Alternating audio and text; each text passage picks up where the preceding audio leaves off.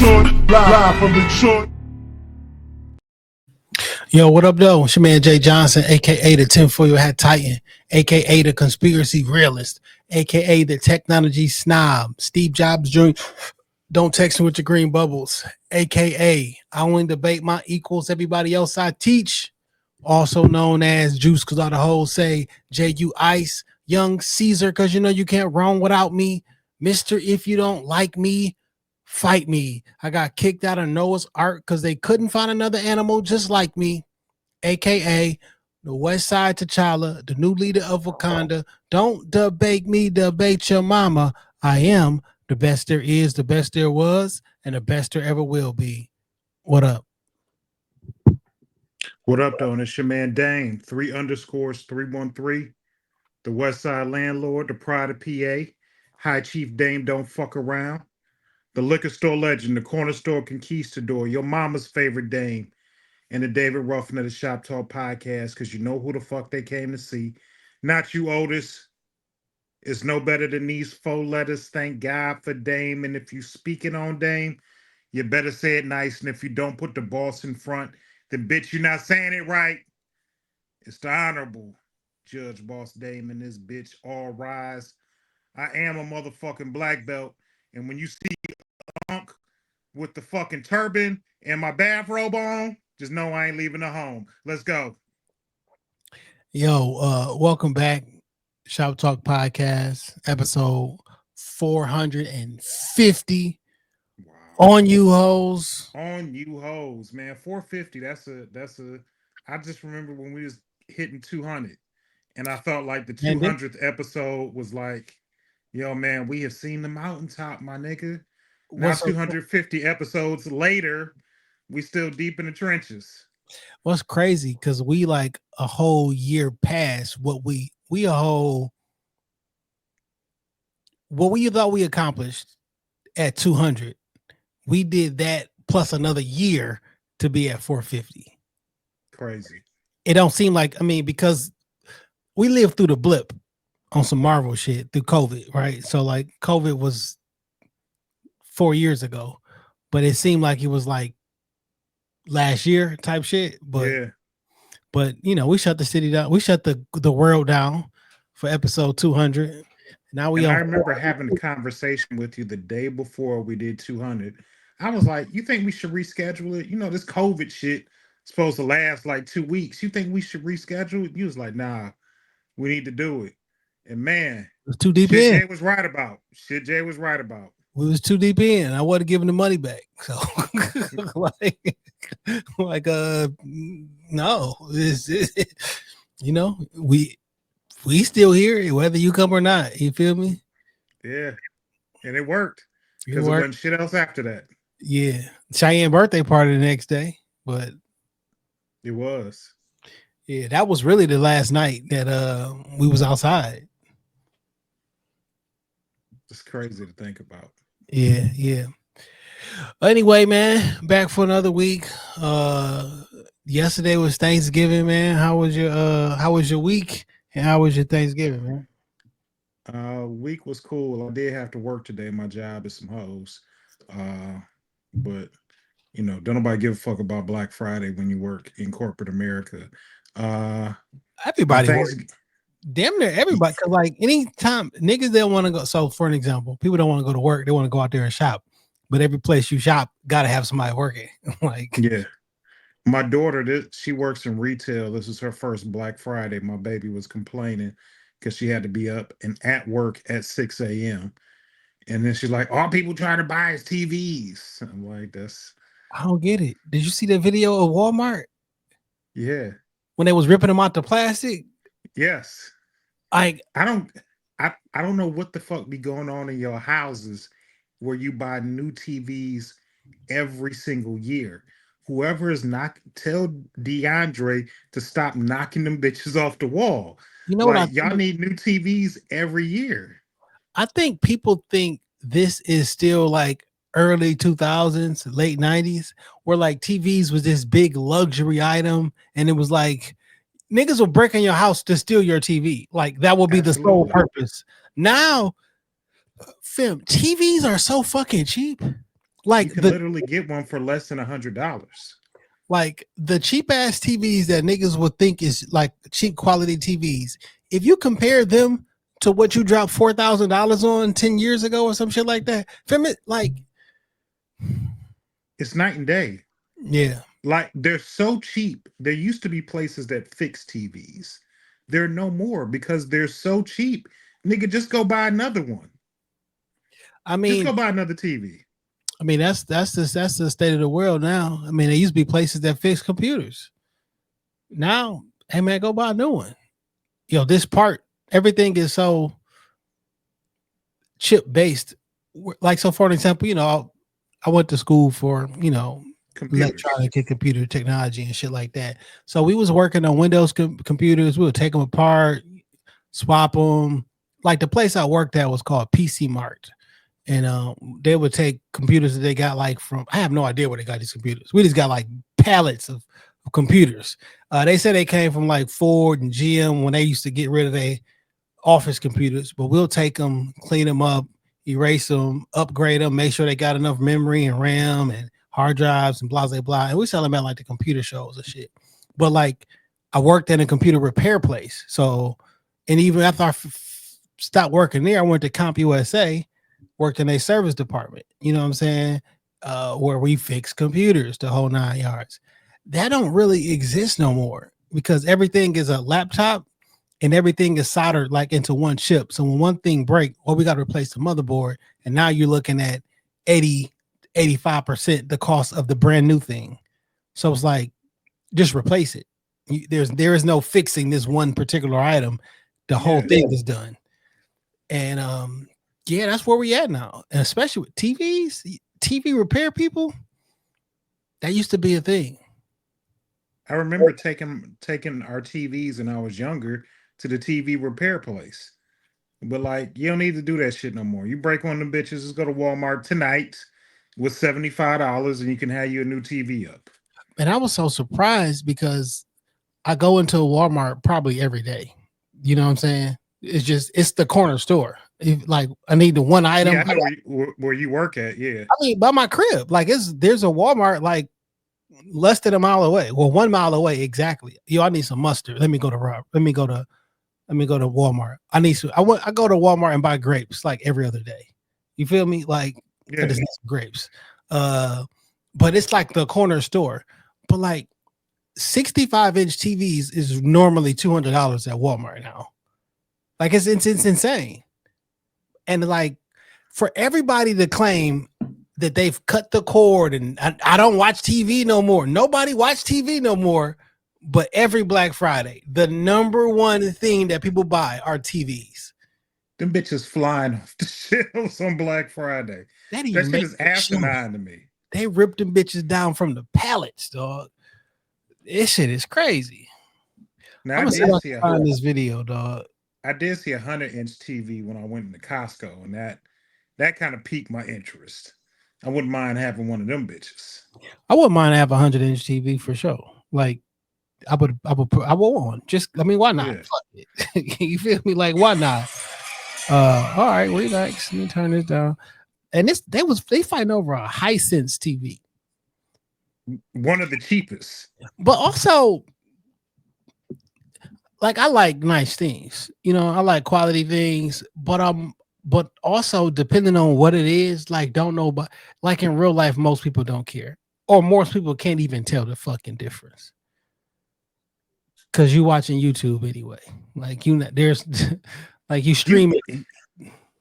You feel like you can't tell till you at somebody's house that got a nice ass TV, like some 4K shit, and you watching that, and them niggas look like holograms on one TV, and then it look like a PlayStation 3 on the other TV. Yeah, but unless you got that comparison every day, and them fucking kids will be just fine with that TV that you got, dog. Like, them fucking 8-year-olds and shit, they don't give a fuck, dog. They really don't. No. Let me play you this video, dog. It will play y'all because we're on YouTube too. You feel me? I really wish y'all would subscribe to the YouTube, J Johnson 313, and watch the podcast there. It would really help a brother out.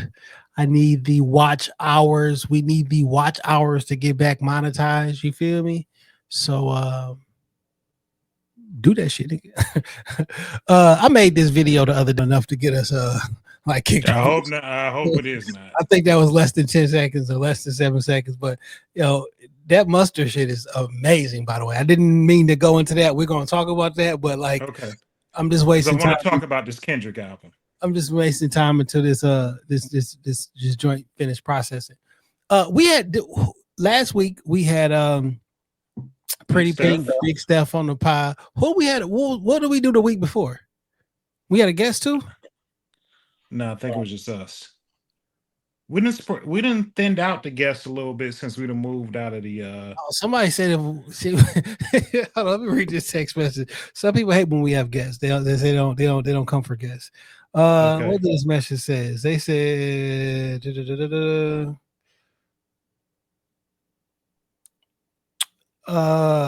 Guest 2 weeks in a row. I'm calling corporate.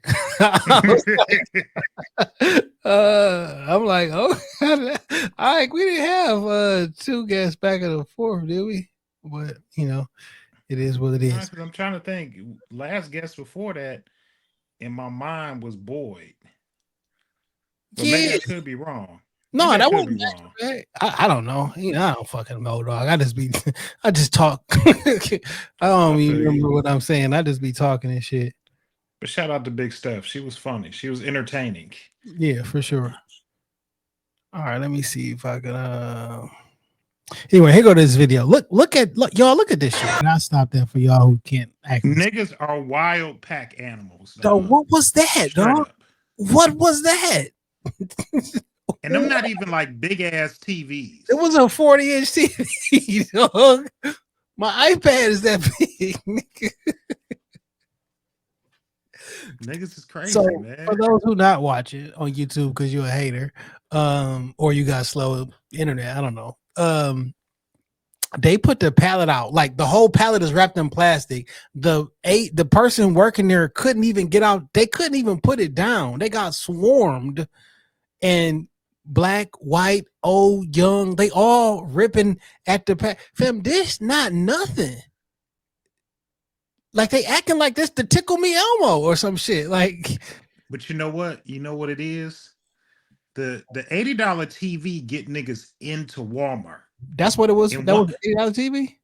I'm just throwing a price out there. Oh, because I'm like, the TV is like less than $100 though.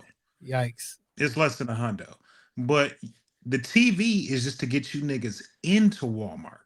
Now, once we got everybody peruse, like niggas trash Walmart, like, oh, I'm a Target person, I'm a Target girl. Nigga, Walmart and Target literally are the same shit. You'll get a better deal at Walmart. It's just that it gets a bad connotation because it ain't got the ambiance that Target got.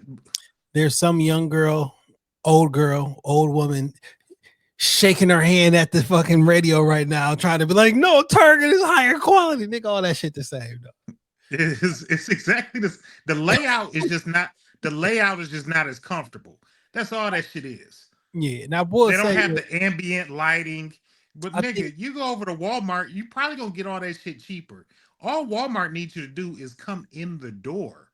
Nigga, once we got you in the door, you gonna buy something else. I do think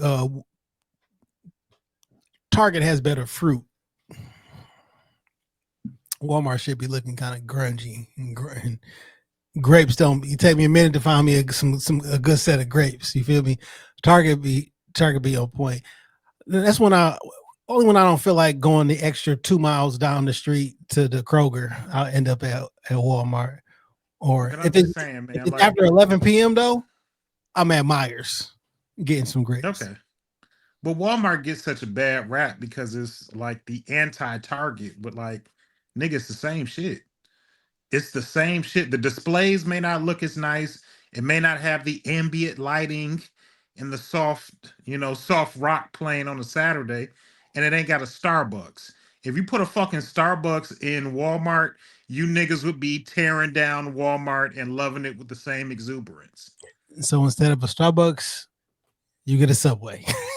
Yeah, that's all I'm saying. Like, get that Subway out and get a Starbucks, And you niggas will love Walmart in the same way.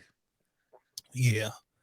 Um, Me, myself, once I'm done shopping, I don't mind the cold cut trio and eating that bitch in the car with my Sprite. mm, So shit works perfect for me.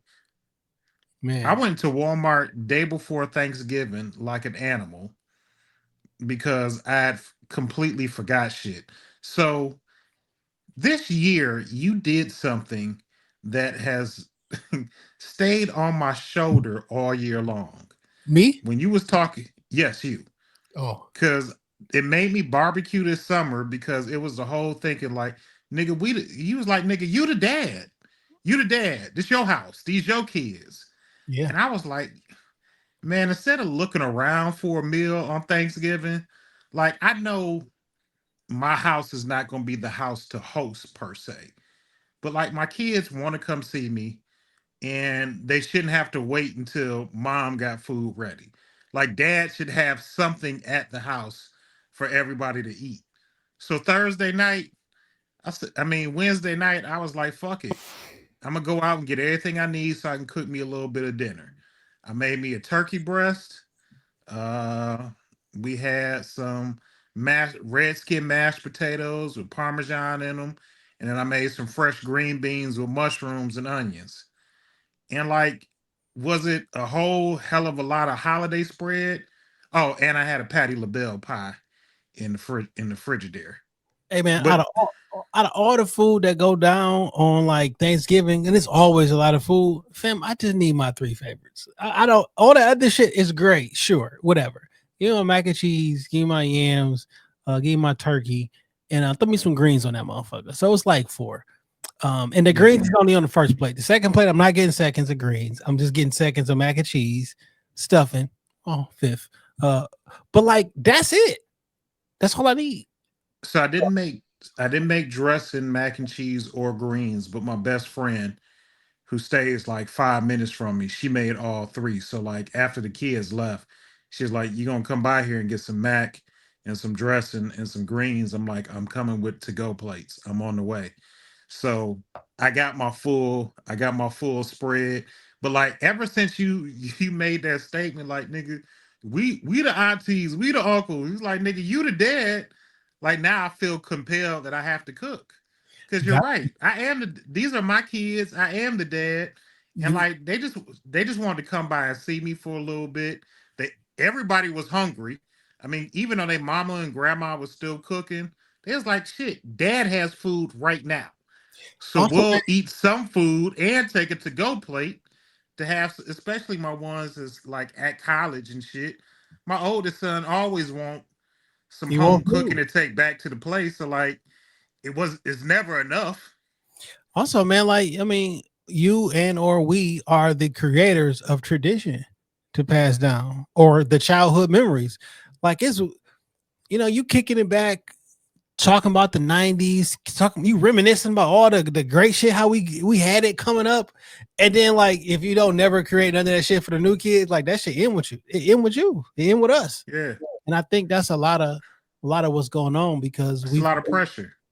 like so for an example, uh so Wednesday, me, you, Cheyenne, Verge, Royal Rumble, we went out to J Al's and had a little friendsgiving. You Yeah. know what I'm saying? A little friendsgiving, had a nice, cool little dinner. You know what I'm saying? And I had a steak in a long time. Amazing. It was great, great. My Um, steak was good too. That maybe once steak a my always year. cooked to perfection. Yeah, I think it was probably about a year, maybe 2 years since I had a steak, and before then it was even longer. But anyhow, um, afterwards, I was out in the streets for a hot second and I had to help somebody with something. Yeah, yeah. But Yeah, yeah. I like to help after dinner too. then when I got on a gram, I saw, a lot of folks down there at the Garden Theater and everything, right? Hmm. And like everybody I was looking at their timeline and being, having a good time, looking good, all that whole 9 yards. Then I just started thinking like, damn, right now, all the people on my timeline turning 40, by the way. Like, so I'm seeing a bunch of 40th birthday celebrations because everybody on my timeline, a couple years younger than me, but they turning 40. You feel me? Okay. I'm looking at these pictures. I'm like, look at all these 40-year-olds and higher the Wednesday night before Thanksgiving, all still trying to club. Niggas is It old as used to be the hell. biggest bar night of the year. Yeah, when we was kids, and we used to. The thing was like, nigga, I ain't trying to be a 40-year-old nigga in the club. And look at all these 40-year-old niggas in the club the day before Family Day. You know what I'm saying? And I'm not saying that you don't got. Hey, yo, go shake your ass because it looked great on the timeline for sure, right? And after you finish, come over. I'm not gonna be here, but it's a whole bunch of 40 plus in the. So I'm thinking, like, I wonder It what might this be looks time like. for a self-assessment. Yeah, and in my eyes, these people still look good because they still in my age range. Like, oh, you shorty cold, blah blah blah.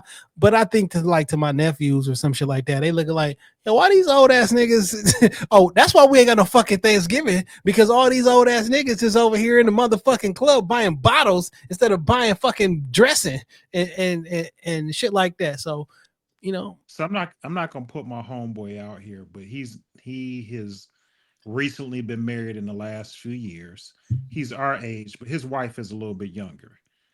And he was chronicling the 2 days before Thanksgiving on his Instagram, and he was like, Wednesday, 3:30 p.m. She still ain't started cooking nothing. he was he was like, man, my Thanksgiving gonna be lackluster as hell. He said, my wife ain't started cooking nothing. And he was so I guess she started cooking like that morning, but he was like, them neck bones for the greens. I mean, that smoked turkey neck for them greens should have been on the stove last night. You know what I'm saying? That meat should have been broke down by now. He was like that mac and cheese or the potato, whatever she was making. He was like, she could have prepped all that yesterday. so I got It's not something gonna be busting. like this is just me and how I think. This don't mean that I'm right. You feel me? Though I'm probably am. But this don't mean I'm right. I think, as archaic as it may sound, it is a woman's duty to cook Thanksgiving dinner. Like that's just some cultural whatever the fuck it is, right? I think that's Right. what you're supposed to do. I don't think the man or the nigga or the father is supposed to be. Now he might take care of the fucking turkey if we talking about deep frying the turkey or smoking the turkey. That's some man shit. You feel me? The rest of that shit, I think is for the women. That's just my personal opinion. However, 4th of July, Memorial Day, Labor Day, that's all nigga, that's all man shit. And I think we be dropping the ball. You feel We me? do. Like that's some I didn't shit that realize it till you said something this year. But like I shouldn't be searching for plates those days because I should be at the house barbecuing and making the plates, at making least, the dinners myself. yeah, At or least the like meat. the men, we gotta be on the grill. Like we just gotta be on the grill. Even if the women can bring the sides or whoever can bring the sides, but like, yo, nigga, them ribs and whatever the case, we on the grill. This the spot to be at. We outside. You ain't gotta come in. You feel me? Because I'm not cleaning up. So stay outside. But um until we get them roles correct. And if you keeping it funky, it's more men cooking holidays than it is the women. You feel me? Because that Thanksgiving is a big one. It should make up for 3 times for a nigga getting on the grill throughout the summer. Because that Thanksgiving one is a really, really big one. You feel me? It's Like, important. and like them recipes, I ain't never heard. Yeah, this is my uncle recipe for mac and cheese. Your uncle could throw down. You feel me? Your uncle may be a chef.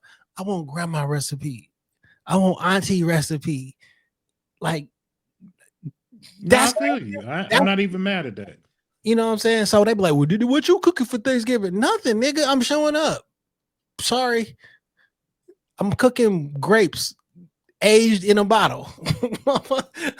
That's what I'm like. That's what I'm bringing to Thanksgiving. You know what I'm saying? I So might break I some. like cooking. I like cooking a turkey.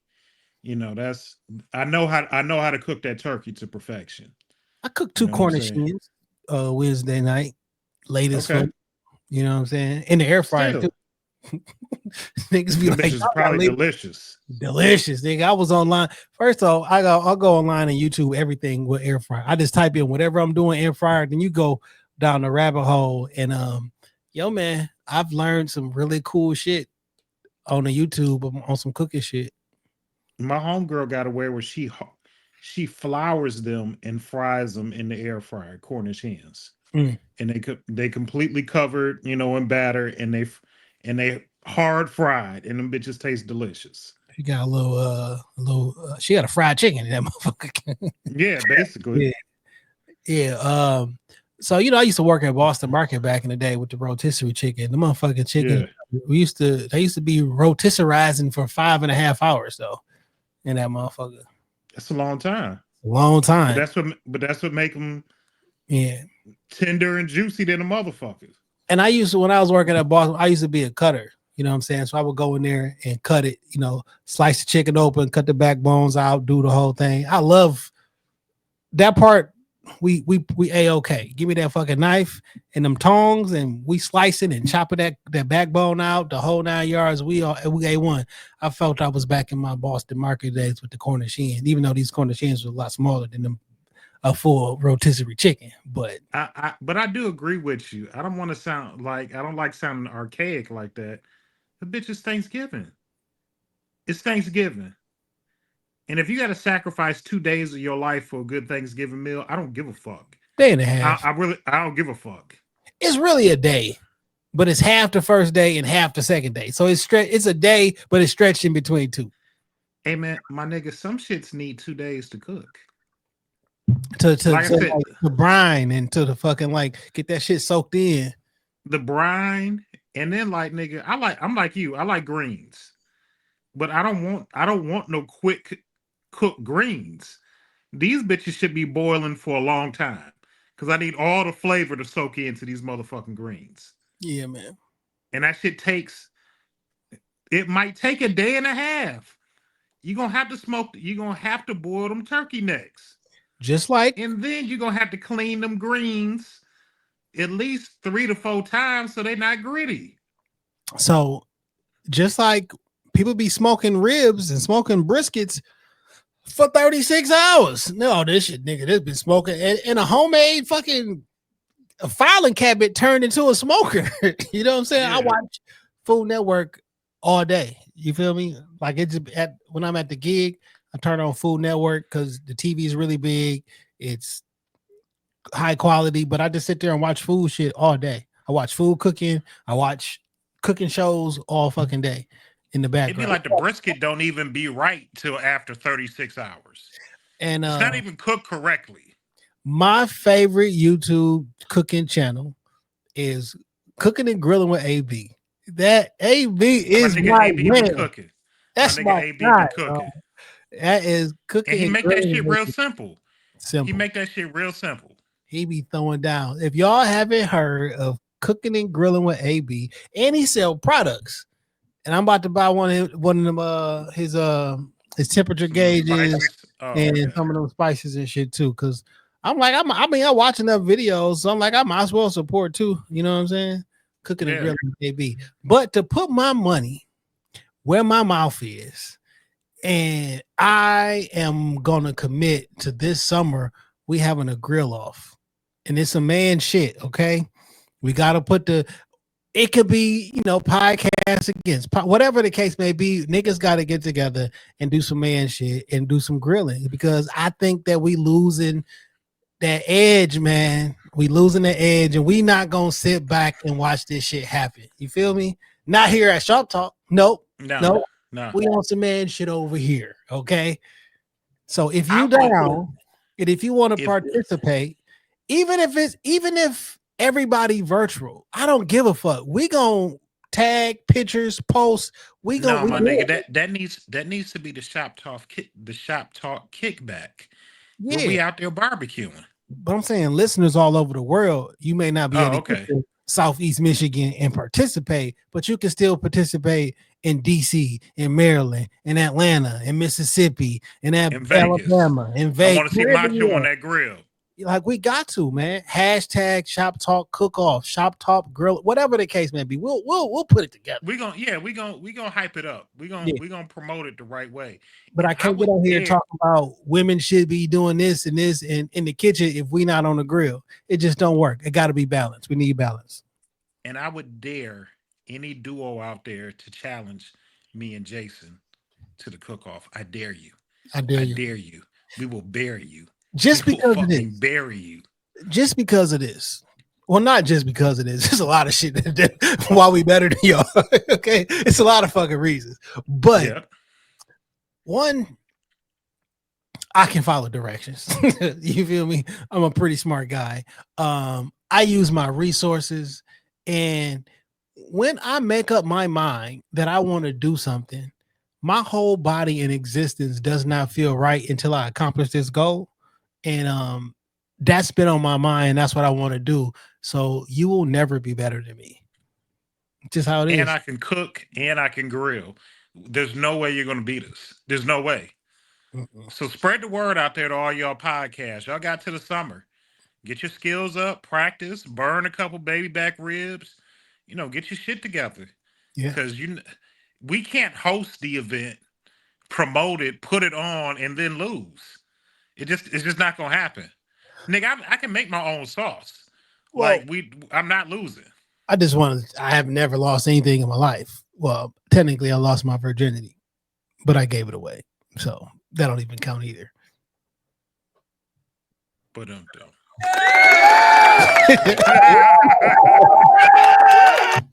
Yeah. Oh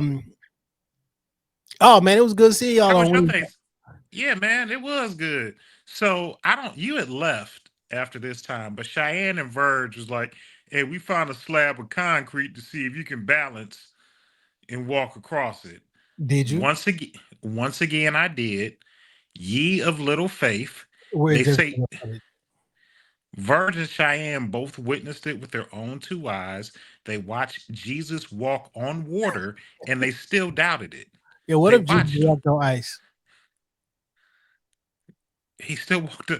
I'm good with the parable being that he walked on water. Like I was watching something the other day, and I forget what country in, but like it was like a super clear layer of ice that was over like water, and you could see like the ocean like underneath it or river or whatever it was. And I was like, but like from like it looked like a nigga that was out there skating on water, and like I'm like, yo, what if that's what what if that's what I would like to. I would like, like to think my Lord walked across raging waters. because it was 100%. I'm gonna see if I can find that video for you too. I'm like, yo, what if this was it? Like, did anybody say what month was it in? What was the weather like when him and It's Peter in was out there? Jerusalem. Ain't no snow or ice, Jason. Right It's in now, Jerusalem. right now.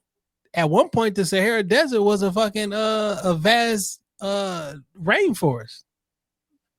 You feel me? No, just based on geography alone, there was no ice and snow. There's no ice and snow. But shout out to Cheyenne and Verge because they saw it with their own two eyes, and That they you walked still in a doubt. straight line, my nigga. Yes, off the curb. They witnessed it with their own two eyes. Fam, walking a curb and walking the tightrope of a first and foremost, I didn't see the shit. It may not even happen. And Ask y'all didn't mention Cheyenne that. or Virgil. Y'all didn't mention it in the group chat. There wasn't a picture. There wasn't a video. What I'm happened? not capping. I'm not making this up. Because we was at dinner and Virgil was like, "Hey, I found a little slab. We want to see if you can do it." And I did it. And I did it. I'm Again, sure Virgil hear this and jump in the group. and he better and that motherfucker better confirm it. He saw me. I even did a little jump flip at the end when I dismounted A to jump let these. flip. I did a little move to let them know how agile I really am. I have cat like reflexes, Jason.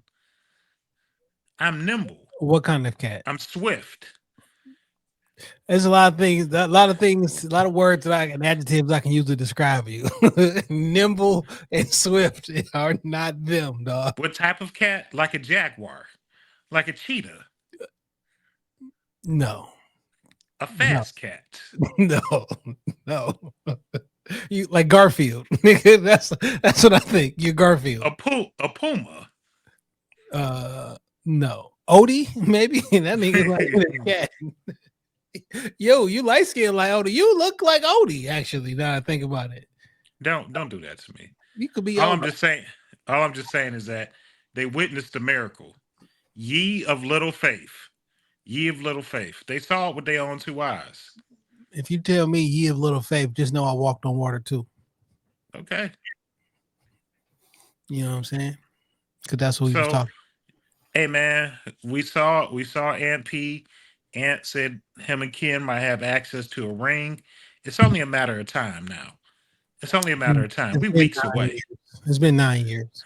It's hard to find a wrestling just It's a not. just a wrestling ring. No, it's not.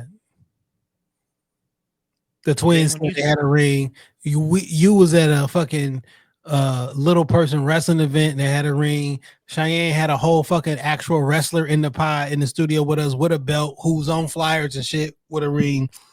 Getting a ring is not a this is like one of those a running joke that's been going on for so long. And like it's not a thing. It's not a thing. it's not a running joke. Is It's maybe not a you don't running know. joke. Maybe you don't know, but it's a joke. Uh, it's only funny to niggas that can't do it. Joke. It's only funny to niggas that can't do it. It's a joke. Take your hat off, and we can see a real joke. Nigga, my hair look great, nigga. Nigga, look at this shit. Look at this shine. Nigga, now take that do-rag off.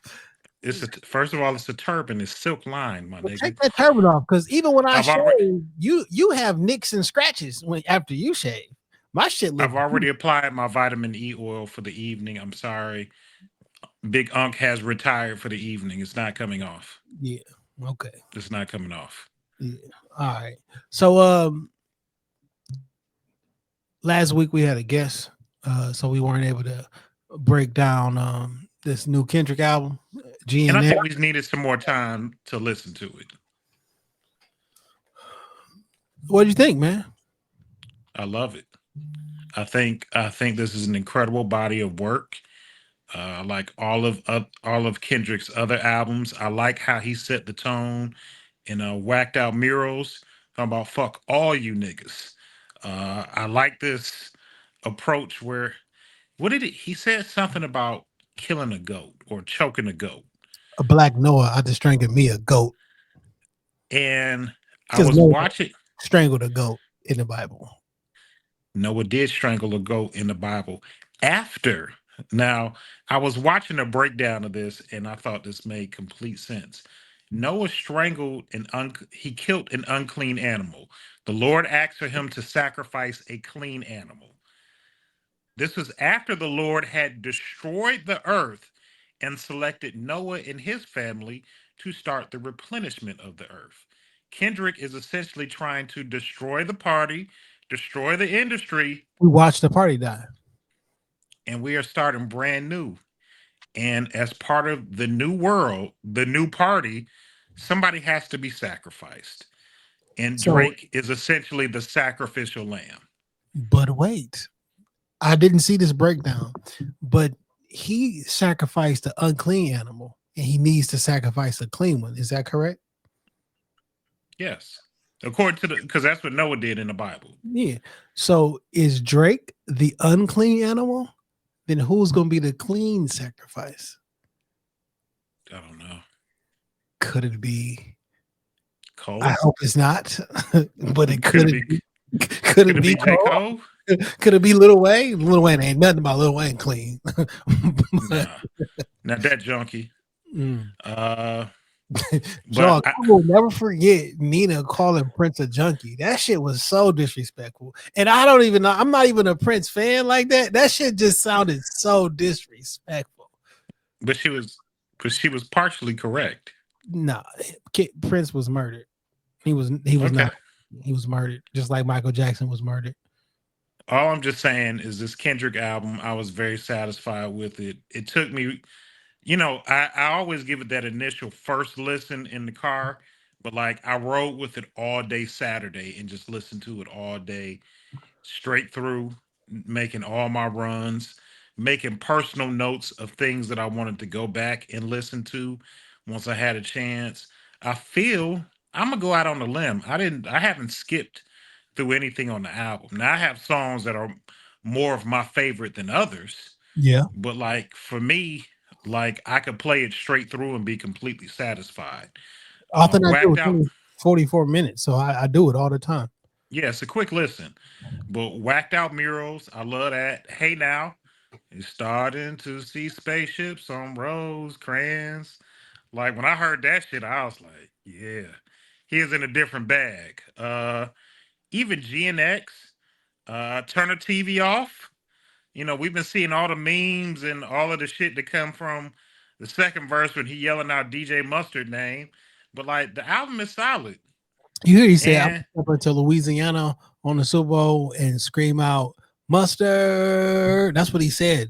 The second time he screamed mustard, he said, "Walk into a Louisiana," and so I'm fairly sure that he's performing that at the Super Bowl. why not? Why not? Mustard. You know what I like? And we're gonna go through some whacked out murals. Somebody whacked out his mural September the 8th, September the 9th. Just a couple months ago. Somebody ran and did that, which was, hateful. And apparently he was like, yo, yesterday a nigga, somebody whacked out my mural. That type of energy and hey, you ass niggas running to Europe. I really liked the album. So I told y'all I did a reaction. I rode around Friday and last Friday, and I was testing out these wireless microphones or whatever. And it was one of those days where I just wanted to chill by myself. I kind of took a medium social media break. You know what I'm saying? I ain't posted in some time. And I don't want to be bothered. So I was going to chill, whatever. So I'm riding around and I'm watching my real live reaction. I only posted like the reaction to like the first two songs, but I got the whole thing. Up until I realized I'm on the freeway and my tire blew. Like that's on react. That's I got that reaction too. By the way, you can see me listening and something going on in my the bob of the head pause kind of changed. I'm looking at the screen. I see the message, and you see me getting over and shit. Like so, all that was on there. But like in real time, I'm talking about it. I'm talking to the cam, talking to myself. Like I listened to Whacked Out Murals twice because when you going through for the first time, you don't be knowing what's going on yet. You listening, but you ain't paying attention. You paying attention, but you're not listening. You like, you got to kind of scope the scene. And then when they run it back, I'm like, yeah. And I just keep watching my reaction to this shit because I want to like, yo, this is my real face. You feel me? Yeah. And when people say certain things, I'm smirking or do this, whatever. But like when, so Whacked Out Murals, amazing. You feel me? I don't think he dissed Lil Wayne. You feel me? I think he said what he said. But if there's one thing that minute, not a big thing, but if Lil Wayne wanted to take the offense, he said, I think my hard work must have my work ethic must have let Lil Wayne down. But whatever though was the next word. Whatever though. You know what I'm saying? Because at the end of the day, like whatever. Kendrick does not have. He don't have that fear of Lil Wayne that people seem to walk around with sometimes. Like, and I like that. Like, I am who I am. I don't have to be afraid or back down to these other niggas because I can competently say what I need to say. I can stand on that shit. Plus, I can defend myself if it come down to it. Also, whatever though. Cause like, yeah, nigga. Like sometimes we just gotta be comfortable in our own skin. To say the truth and stand on it. And not the cowardly or the passive aggressive. I'm just telling people the truth. No, you're really trying to get under people's skin, or you're really trying to be mean and cloak it under you telling the truth. But I'm actually, the irony, hard work must have a little bit Lil Wayne down. Whatever though. Start looking at all you niggas questionable. Because Nas the only one that congratulated me. Yeah, I thought that's crazy. I thought that was saying a lot. Like, cause all y'all talk about how much y'all revere him. Y'all like, nigga, this is my big moment. Why wouldn't my peers reach out and be like, yo, congratulations on the accomplishments? You all you niggas are secret haters. Like y'all begrudgingly give me my props, and I don't like it. You know what I'm saying? I enjoyed this album a lot with the homies that's rapping on here because Me that too. sound is regardless of what y'all think or understand or know,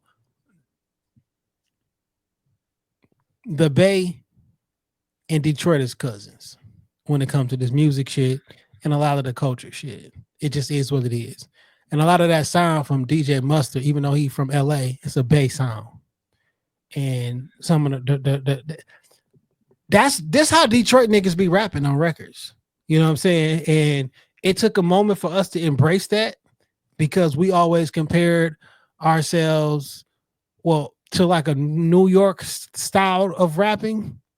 And for a long time, we didn't even some folks in the city didn't even appreciate how Detroit people rap, right? Or how some of the Detroit youth Shit, or for a portion in my life, I didn't like that shit. yeah, for sure. I just didn't like that shit. But it is what it is. You know what I'm saying? And I think people be begrudgingly liking the quote unquote Detroit sound now because you damn near gotta say you like it. Cause Detroit got a reputation for like no fly zone and being rough and tumble and shit like that. So like I don't know that y'all really respect them, but y'all people say it because like what else you gonna say? You know what I'm saying? Like you Because can't, anything else sound like hating. yeah. Anything else sounds like hate. So I enjoy it. So that shit resonate with me. I hear people say they don't like it or like Detroit niggas be like, yo, niggas in Detroit don't rap on beat.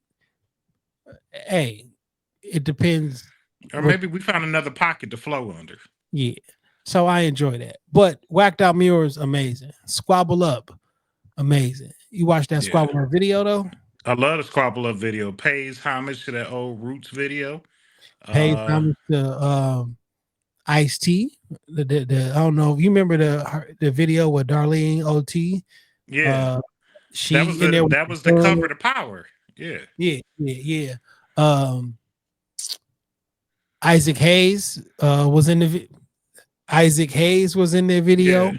Uh Anthony from Menace to Society was in the video. Yeah. On the tricycle with the On the Detroit trike, hat. yep. There's definitely there's another album coming. There's the Isaac Hayes was a double album. That the him posing on there, that was a double album, by the way. Okay. Two discs. And that Nate Dogg CD that was spinning in the That middle of Nate the Dogg was a double album. definitely a double album. And then he dropped the date of the Compton Christmas parade, which they're Yeah, thinking the next album will drop around then. And yeah. how this album was, I was like, so this is what made me think also was double album. Not that this album wasn't good, but I was like, these some really different, like this a real street album to be performing at the Super Bowl. Mixtape. Yeah, it's just, it's got Mixtape all the album. it's got all the LA homies. And I have to say it doesn't have like some hits. I think the Heart Part 6 is something you can perform. I think Turn the TV Off is something that you can perform. But it's a really like street Dodger Blue lyric. with Yeah. SZA. Shit, Luther with Yeah, SZA. Luther. Like Shit, Hard Part but 6 with Luther. I mean with SZA. but for me, like the most part, I felt like this is a real like lyrical, like what I hear 8 songs off of this on the Super Bowl, and I couldn't confidently say yes. But I was like, maybe there's something more to come. And if we Well, get another nobody, Kendrick album, well, hey man, nobody bring goes it. to the Super Bowl and play songs from one album. That's not a, you know No, what I I'm mean it's saying? admittedly, but like typically when artists do the Super Bowl, that's usually like the launch pad to the next world tour, also. And I just feel like maybe we was gonna get a little bit more in the material for to ramp up for the next tour. We'll see. We'll know something in a few weeks. I mean, shit. Sunday is December 1st. So I mean, it's everything is kind of closing together. So we'll know something soon, but I fuck with Whacked Out Murals. I fuck with Squabble Up. I enjoy Luther. Instantly Man at the Garden. Man at the Garden is my shit. I Instantly love how he paid homage to One Mic. It's the same concept, really a lot of the same song in terms of structure, but with a whole different spin on it. But I love it. Yeah, and I like that he's stepping into the fact that he a GOAT. Nigga, tell me why you deserve the greatest of all time. I'm trying to say Kendrick Lamar has made an argument that he is the greatest of all time. I'm not saying that I think he is specifically the greatest of all time, but I'm saying is right now with his body of work, everything that he has checked off the list, he has made a convincing argument. Like you can have the argument. Like how many albums do I need? What's the criteria? You want me to have 5 albums? You want me to sell records? You want me to have a Grammy? You want me to do a soundtrack? You want me to do a double disc? You want me to have a rap beef? Like whatever you want me to have a Pulitzer Prize that no one has ever got for writing? No rapper ever has got for, like, everything that you can statistically put on the list, he has achieved already. And then culturally, the impact, the songs that got niggas through the we gonna be all right, like whatever you want to say. Now, again, I'm not telling you that he is the greatest of all time. What I'm saying is, by whatever metric that you graded on, he has entered into you can include him in there. Yeah, you have to. You either have to qualify or disqualify, but he's gonna be in this conversation no matter what. Like, it just is what it is. Does he have a classic album? Like, everything that you can kind of judge on, he has done it and did it. Have you heard the conversations about people saying he remade Machiavelli? Can't say that I've gotten involved in those combos at all. Let me see if I can. Shit, nigga, talking about Machiavelli reincarnated. I know. I wonder. I mean, let me find this for you because I think you need to. We can.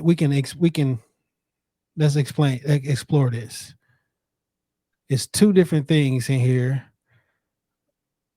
All right. I think I can do here. If I share a screen, I can play the audio too. Let's go into history, and there we go. All right. I want your opinion on 2 different things. So let's go to present, share screen. Cool.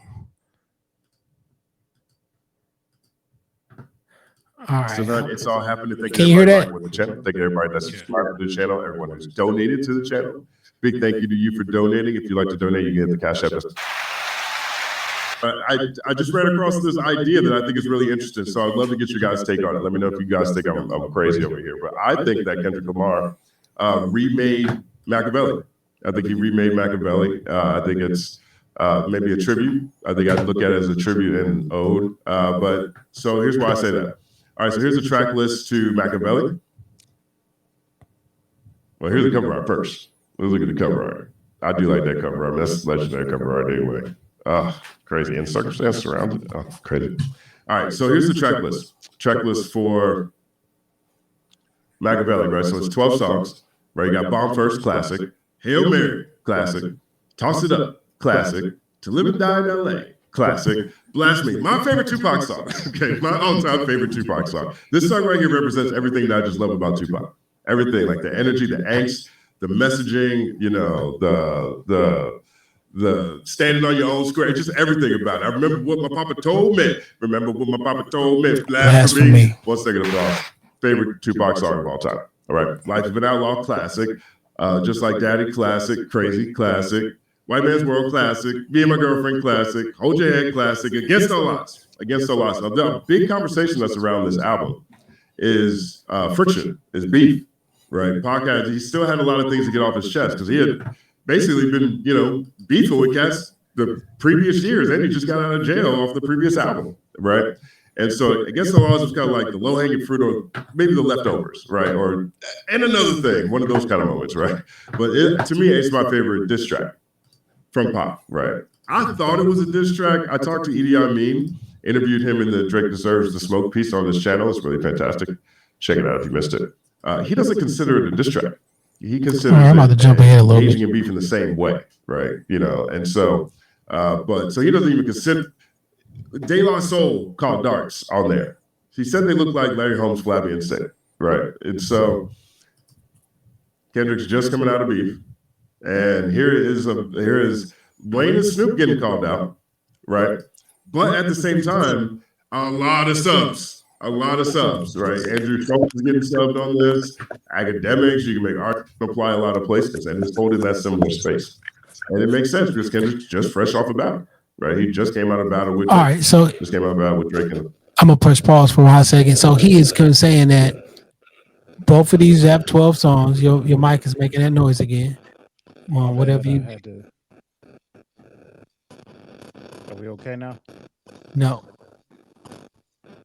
Fuck. I was trying to plug in my charger and I fuck with it. All right, there we go. All right, so he's making a comparison that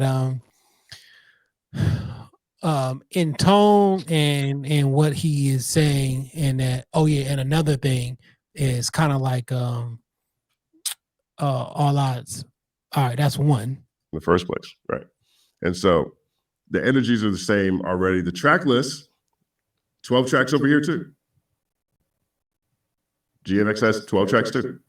12 tracks for GNX, right? One of my favorite joints on here is this song Gloria, right? Gloria is dope because it's a. So he's saying Gloria, which is you can take it as a nod to Nas.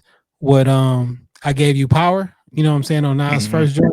He even says in that song, I gave you power, by the way, when the girl is talking like, I'm the one that did this. I gave you power, blah, blah. He actually says that. But on Machiavelli, the Me and My Girlfriend is the same thing. I'm rapping a song about this inanimate object, but I'm rapping it as it's my girlfriend. In Gloria, right, he's rapping about his actual ink pen as if he's in a relationship with it. So boom, there's another kind of coincidence. Now, I'm not saying this is 100% a thing, but we're going to go on and we'll discuss a little bit more. The metaphor for his pen, talking about life and his journey and reminiscing about his pen, but you don't find out to the end, right? And so it is, it's a metaphor in that my girlfriend. Me and my girlfriend is cocking his gun. They both have metaphor to the live listening. You should go check it out on his channel. It's really fun. Los Angeles anthem. I mean, Live and Die in LA, which is a ode to LA song. He got Dodger Blue on there, which is this ode to LA song. All right, so there goes 3. All right. Pac is crazy because Pac owns and sets again, right?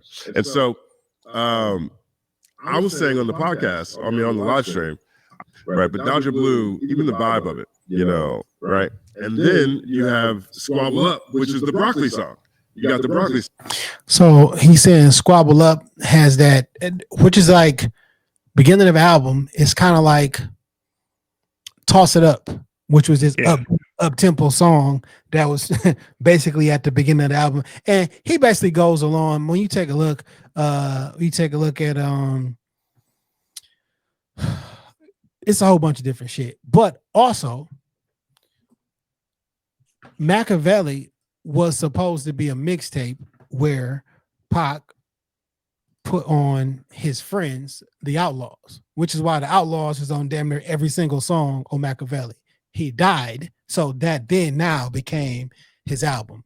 And they're saying, people are saying like, this is a mixtape, and Kendrick has put on all these other people on there that you didn't know, but he's trying to introduce and put my people on. And this was, people are saying that this not even the album, this a mixtape. Also, another key outlier, the Heart Part 6 or Heart Part 6 never is on the album. All the hearts come dropped independent. And then the album comes about a week later after the Heart. Correct. So, and then there was some rumors or whatever. So DJ Head, which is connected to the TDE camp and Kendrick and everything, was dropping different hints, and he was like, basically, if you this LA sound that Kendrick is on, if you don't like it, you're gonna have a tough next 4 years, is what he said. So when a nigga said, I can tell y'all don't like the West Coast and I'm fine with it, I'll push the line with it. This me pushing the line. Oh, y'all don't fuck with the West? Or I'm gonna give you some extremely West Coast shit for the next couple of years. How about that? I'm gonna push the line with it. You know what I'm saying? So that's a theory that's going there out there about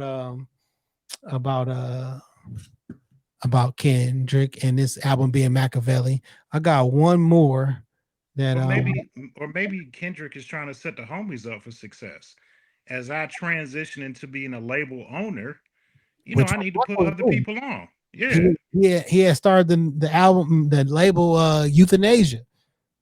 So like he was, and he was starting Death Row East, which is an offshoot from with Interscope off of that, and he had an album a label called Euthanasia. So all right, 2003 okay. Delete. And I'll delete that. All right. I was trying to add another video clip, and we'll see if that takes it. It probably won't. But that's okay. But pretty fucking interesting about that. And I had another video clip that kind of explains why this is probably not an album, but it is what it is. I just enjoy that now we are in a space where I belong in music. Well, when music drops, we are looking at deep dives and people are saying, what do you think this means? Like in my life, music has always been, hip hop specifically, has always been art, and now it's being treated like art. When somebody makes a painting or does, like, what do you think the artist meant by this? Why do you think he had these colors? Why do you think here on this and that and that? I enjoy that when there is conversation around music that's not just about, y'all think somebody having sex with this person. Do you think somebody having sex? Do you think they're doing drugs? I like music conversations, and this has sparked tons of them. I like the music conversation. And then one thing about Kendrick that we've learned is that nothing he ever does is at face value. Everything is calculated. There's a layer for everything. November 26th was the day when JFK was assassinated. There's always something more to the moves and the releases that Kendrick makes. I sent you a video from the Supreme Dream guys that always drop these funny videos about LeBron and all of that. And he was like, when he finished, he was like, drop the album. He's like, it's 9 a.m. He said, nobody drops the album at 9 o'clock. I do. And he's like, well, there's no promo. He's like, oh, that video we shot, play that. He's like, okay, you want me to drop the album a week later? He's like, no, 5 minutes. 5 minutes. Drop it 5 minutes later. And I just like how Kendrick, everything that he does, it may seem random, it may seem chaotic to us, but it's always an underlying layer. Everything in his music is an underlying layer, and there are few words, moments, music ever wasted on a Kendrick Lamar album. Yeah. For sure. So that's one piece of it, right? And then that's Luther, that's Man in the Garden. But I want to talk about this song Reincarnated. And I also want to let you know, or let y'all know, y'all know I fuck with Nas, of course. Yeah, I know I told y'all a million times that like Stillmatic was like my favorite album of all time and shit, right? I've said that a million times. If that's my favorite album, it's not by like a large margin, because I may have listened to the Machiavelli album more times than anybody on earth. Like that could be a thing. I used to listen to I used to go to sleep to Machiavelli playing in the background just so I can absorb the lyrics in my sleep. I was like, what? How old are you? 13, 14 years old in ninth grade when Pac passed? You couldn't tell me shit. I looked and studied back in the day when before the internet was like this. I was looking at Pop autopsy pictures. I was doing the research. You couldn't tell me shit about Tupac. You still can't tell me shit about Tupac. He's still better than everybody, right? But I love that Machiavelli album so much. Also, one of my favorite songs is Made Niggas. That is like one of my all-time favorite songs in general, but definitely Pac songs. I remember like in the ninth grade when I was getting some furniture delivered to my house for my new bedroom furniture, because I was getting big boy furniture. I was going into the ninth grade. I mean, you know what I'm saying? I can't go to sleep on this old ass bunk bed, bottom bunk bed no more. I'm getting grown man furniture. You feel me? Right. And that grown man furniture followed me to like at least 3 apartments, by the way. But like I remember when that shit was getting delivered, and once it got in, I was in my room just blasting Made Niggas, look in the mirror, rapping this song over and over for hours on end. I love that song so fucking much. So when Reincarnated came on and that beat dropped, I'm like, oh my fucking goodness. And then here he come rapping like Pac. Now I do have this on record because I still got the video.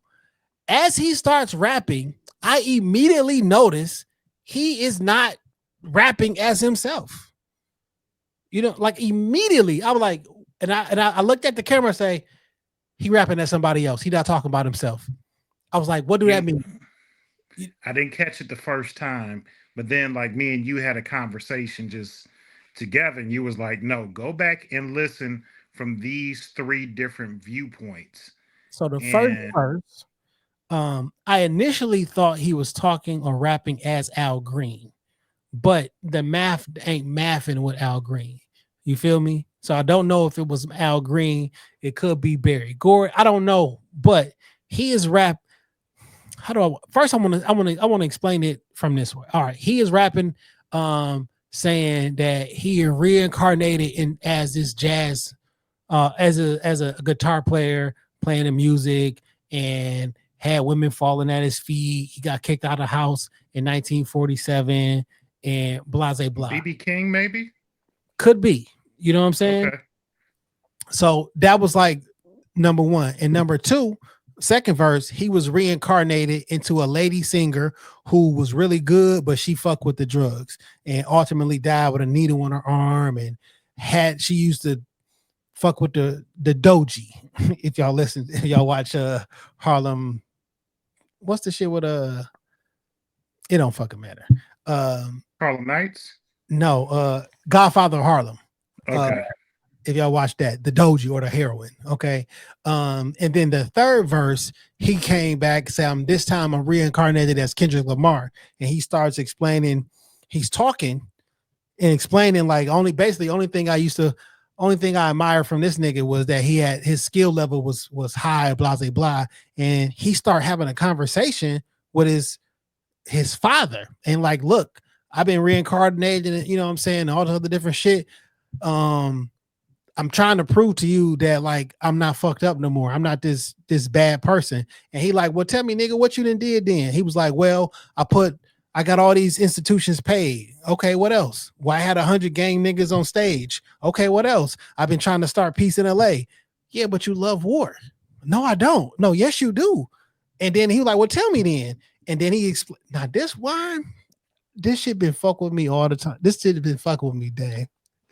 When he said every individual was only a version of you. He said he did some past life progression, which is some, I want to put it in the, when niggas don't do the toad or do the ayahuasca, you know what I'm saying? Yeah. Like, it's an out of body experience, more or less. Right. And every person, some people think that physical life and real life is not real, and all of us are hallucinating, and all of us in our brain, like I'm a version of yourself, Dame. Like this is all a simulation, and every person that you meet is a different version of yourself, and you meeting different versions of yourself, trying to ultimately teach yourself lessons all within. Like it get really really deep into in the Hindu and the Buddhist properties and the whole nine yards.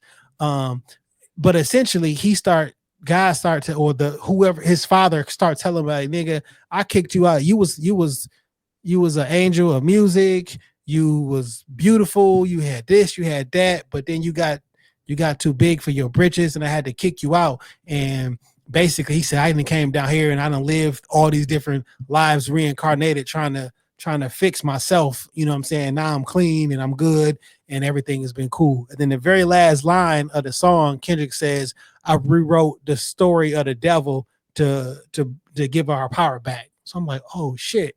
So there's not really a story about him, Kendrick, being reincarnated at these three different persons. It's the It's a devil in the story music. about this fallen angel who has been reincarnated and taking advantage of different people. And when you start listening to that first song about the father kicking him out of heaven, I mean, the father kicking him out of the house, That's and Jesus then, kicking Lucifer out of heaven.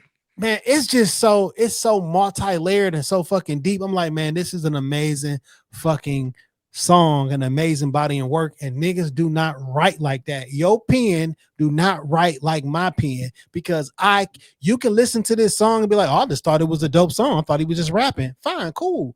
Or you can listen to him like, oh, he was BB King. He was Billie Holiday. He was Kendrick Lamar. But no, I'm rapping as I an didn't angel. listen to it in that perspective until we had that conversation. And then I went back and listened to the song with fresh ears, and you hear something different in it. And you really need to, like, I like cruising and listening to music, but nigga, do you niggas just make music, or like are you really putting your pen to it? Like there's a difference. There's a difference, and his pen is always sharp, and he is always pushing the envelope with music. You know, we're biased, and I have no issue admitting that I'm a huge Kendrick Lamar fan. I love damn near everything he does. The But he Untitled also, album was not great though. the what album? The Untitled album was not No, it great. wasn't. It Now wasn't. there are about 4 songs on there that are my shit. You know what I'm saying? But like, that's not like the greatest piece of fucking shit. Like I can admit, like, yeah, I don't really like it that much. You know what I'm saying? It's about 3 or 4 songs I really fuck with, but like, if I don't like it, I don't like it. You feel me? Like, if it ain't that, Yeah. but the nigga just be doing that shit, man. He just doing it. And I be wondering, like, do you niggas even listen to the songs, or you skim through it? And Like, oh, I've seen a lot of shit online, people talking about like they don't like the album, and like for me, or like dissing the album per se. And for me, what I don't like again is these microwave opinions of music that's been out less than 12, 24 hours, that you all either declare it's the best thing since sliced bread, or it's just terrible. I can't get into it. Kendrick can't rap. Like I don't understand where those opinions come from. album drop noon East Coast time, right? On a Friday. And by Saturday, niggas is asking, so where do you put this in Kendrick's discography? Nigga, it ain't been out 12 hours yet. Yeah. I don't know. You know, like, I don't know. I always remember, and I know that we old hip hop niggas, but like the source would drop their review either damn near a couple weeks before an album came out, or you get that review in the next episode, in the next magazine after the album had been out, and you got time to digest it, listen to it, pick it apart. You may not catch everything on Reincarnated. Like for me, the first couple times I listened to it, I didn't catch that point of view. It took me having conversations with my peers, having a conversation with you, for me to see the different layers in it and get a different opinion. And I just think, we just need to sit with the music a little bit more. I love, not even hip hop, but when I think of just like classic albums, for me, one of my favorite albums or an album that I just revere is Stevie Wonder, The Talking Book. Because it has my favorite Stevie Wonder song on there, You and I.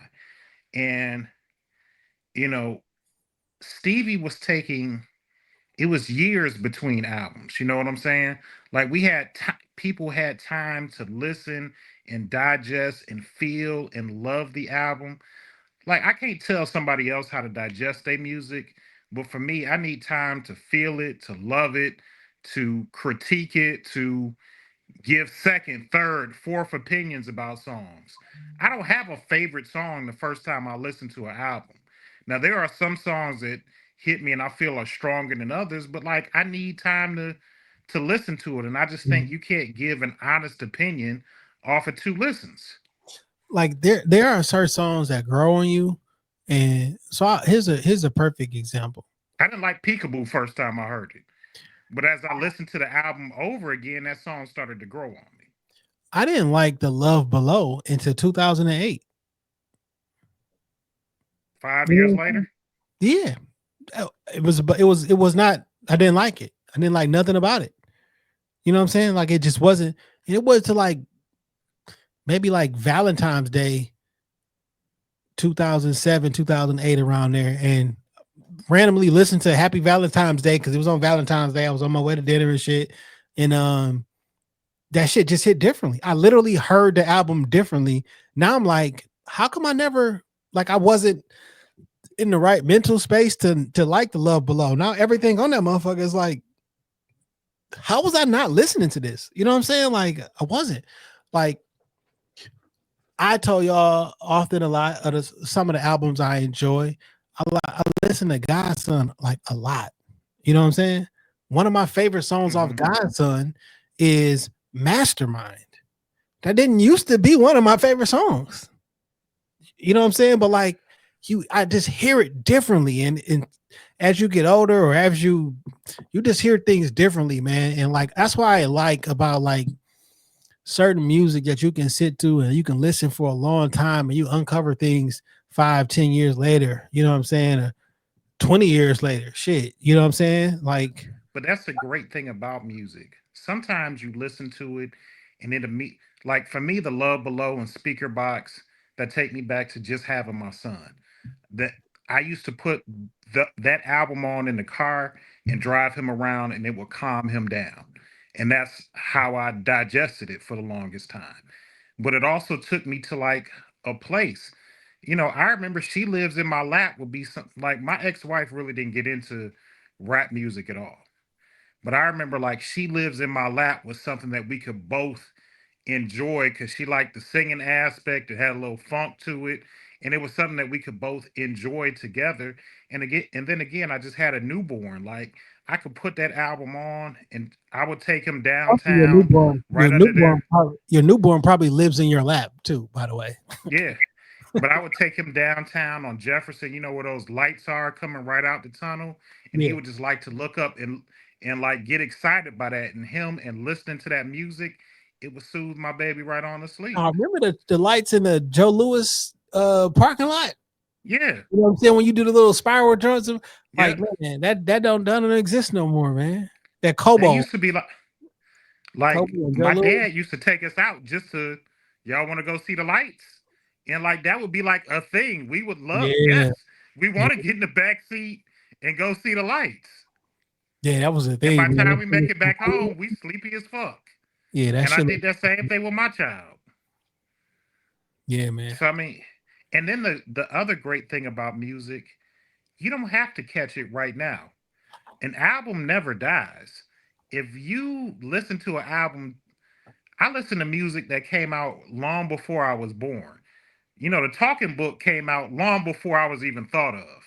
And it's still one of my favorite albums. You can go back and revisit music and it can become your favorite album at any point in time in your life. The album might be 40 years old, but now it's one of my favorite albums. You know what I can't wait to? And this is probably a week or two away. When we start doing those Apple Music wrap-ups, what you've been listening to this year. Yeah. I think this year gonna look drastically different than all my other years. Oh, absolutely. I Absolutely for me. I would be surprised if Teddy Pendergrass isn't like my number one most listened. Now it might be Kendrick because Kendrick he had a hell of a run this year, but like Yeah. I'm listening to so much Teddy Pendergrass, dog, isn't it? And like I just been on some old R&B shit for quite some time now. Have you finally accepted the Harold Melvin and the Blue Notes whole thing about Teddy Pendergrass? I Yeah, know don't you was having a hard time I'm like, who like the fuck making is this sense of nigga? that shit. They be like, who is this nigga? Who the fuck is Harold Melvin? What you sing, nigga? Because all this shit sound like Teddy P and shit. Like that shit's wild. But like, I can't wait to listen to that. Watch that and be like, or look at that and be like, I wonder what I've been listening to. And I just think my music is my timing and my balance and everything is just changing a little bit. And you should, as you get older. But like, I don't want to hear all that racket all the time. It is changing. An artist that I would normally have listened to really heavily years before. Some of them haven't really put out good music. Some of them haven't put out music that has redeeming quality. So I'd be one of the first niggas to say I was on that Griselda wave. I love them three niggas. I thought the world of them. But Benny dropped some duds this year. And he's one of my, one of the artists I love to hear. Conway really didn't drop nothing, no powerful music this year. I love Conway. So it's gonna last year they was at shit, my nigga Veli Beretta out of Flint. Like that list looked a lot different last year than what it's gonna look like this year. Kendrick probably is gonna push nigga. I don't know how many times I don't listen to Hey Now, but I love that shit. And then I like can't tell you. when the battle started, you listen to Not Like Us and Euphoria all them bunch of million times, but then you be like, I'm in a Kendrick mood. I want to listen to some of his old shit. You feel me? Yeah. And people start spinning. So like I'm sure But Kendrick even you, will be up there. but even Euphoria, like my 11-year-old, that's something that me and her listen together because I remember getting fly with her in the car about something, and her response to me was like, "Don't tell no lies about me, and I won't tell truths about you." That was her response to me verbatim, and I was like, "What are you listening to?" She like, "I like that Euphoria by Kendrick." Like Yeah. it was something that brought us together, but like just because of that simple phrase. So I mean, I know my music. Kendrick is definitely gonna be, I don't know, probably dominate my top 5 this year. Yeah. But he's made incredible music. Yeah. He's made redeeming quality, replay value music. Yeah. So with all this Kendrick talk and the album stuff that dropped, here come Drake. And he releases he puts forth paperwork in New York about essentially a payola and a pay for play scheme, saying that Universal has worked in concert to make that song more popular than what it was. He's alleging that there's been payola. He alleging that they reduced their licensing fee by 30% or some sort for Kendrick in order to basically make that record more bigger than what it was. That was like, I don't know, Tuesday or so that happened. I think that was Tuesday when it happened. Like, what was your initial thoughts around that?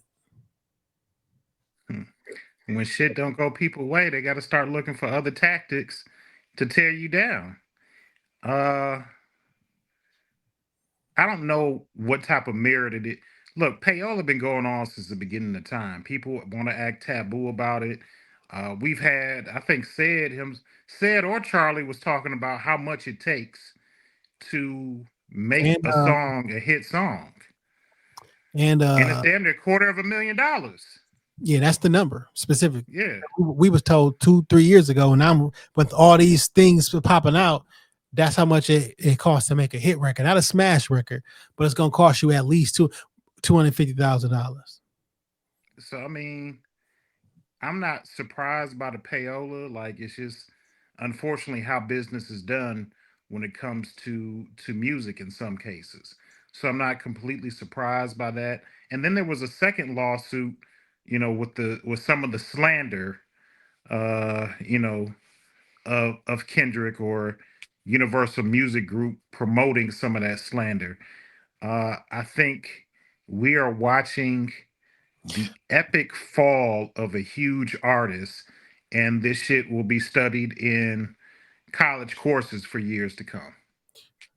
I don't need to be in college courses, but it probably will be. You know how niggas be. Yeah, the B rise Scar, and fall of Audrey Graham. B Scar. Remember we was in that room Yeah. with and all of them and talking about a bunch of stuff, and it did cost about $250 to make a record, a hit record, or to get a record on the radio for like in constant play. It don't make it a smash. And Russ has been talking about this for a long time. They inflate numbers for sure, for Drake, for Kendrick, for Beyonce, for everybody. But it's best to do it with a record that already performs good and that people already like, because people that just assume, oh, we like that record, so it'll move up. It seems real. Drake, you've been doing this your whole career. Universal has done this for you whole career. Nobody is on top for 15 years in a row on merit. It's just not it. That's not the game we play in, right? Because the game that we play in is not a merit-based game. It's a who's in control, who am I putting fourth game. If this was a free market system and just the best quality music or the best song got the most, you can make that argument. But in the system that is currently existing today, it's not a merit-based system. No one is on top for 15 years in a row based on merit. It's just not a thing. And I would be hard pressed that Universal has not done the same for Drake. 100%. Because he had them albums, Scorpion, that album with Future, and there was something right after that. It was Scorpion. They have changed all the rules for Drake. I haven't liked a Drake album since the one he dropped that we found out he didn't write. That was his last good album. And then, like, even for Drake, they'll repackage it. This is the 5th year anniversary. This is the deluxe version. This is a playlist. Yeah. So I mean, nigga, the rules have been altered for you to benefit as well. So like, what are we arguing about? That somebody just did it more recently and you couldn't take advantage of it? And then I don't. True though. Is this a situation where two things are true as well though? Because yes, it is. Payola ain't right per se. You know what I'm saying? Like, I mean, I guess something should be done about that, but like, it's just very interesting that you want it to be done when you on the losing end of the stick. Payola to me is like politicians getting a bill through Capitol Hill. You're gonna have to pay lobbyists, and you're gonna have to kiss a few babies and grease a few hands to make shit move how you want it to move. It's the same shit with the record industry. We see it in business. Kickbacks for contracts. You may know somebody and, hey man, let me take you out to a steak dinner this evening. You and, I don't know, 8 of your colleagues, so we can talk about this contract. Like, this happens in business. It may not be fair, it may not be right, but it happens. These are just normal business tactics and practices. And unfortunately, this time you couldn't make it for you. You couldn't make it happen for you. And like you said, nobody stands on top for 15 years and just stays there. There's ebbs and flows. People fall off. The music is not as strong. And I mean, I enjoy Drake. I enjoy his music. But like, if we just being honest, there hasn't been a strong album or project a strong solo album or project by Drake in quite some time. It just is what it is. Yeah, I also think that so what do you think about, he signed relatively recently, a $400 million deal with them. You know what I'm saying? And what do you feel about, if I've been your legacy artist or you're for moneymaker for X amount of years, what do you think about a company just like not having loyalty to me? Are you owed that loyalty if I kept the lights on? Because the other thing is, if Drake was to go independent while he still had all this power, he could quite possibly destroy the music industry, because a lot of his songs and playlists and everything like that, the music industry has been holding him up, and he's been holding them up. So like, if I was to take you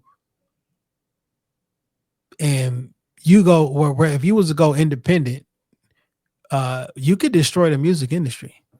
So if I feel that you coming to the end of your career, maybe I help you out so you don't have all that power. So then when you do go independent, then it don't impact us no more.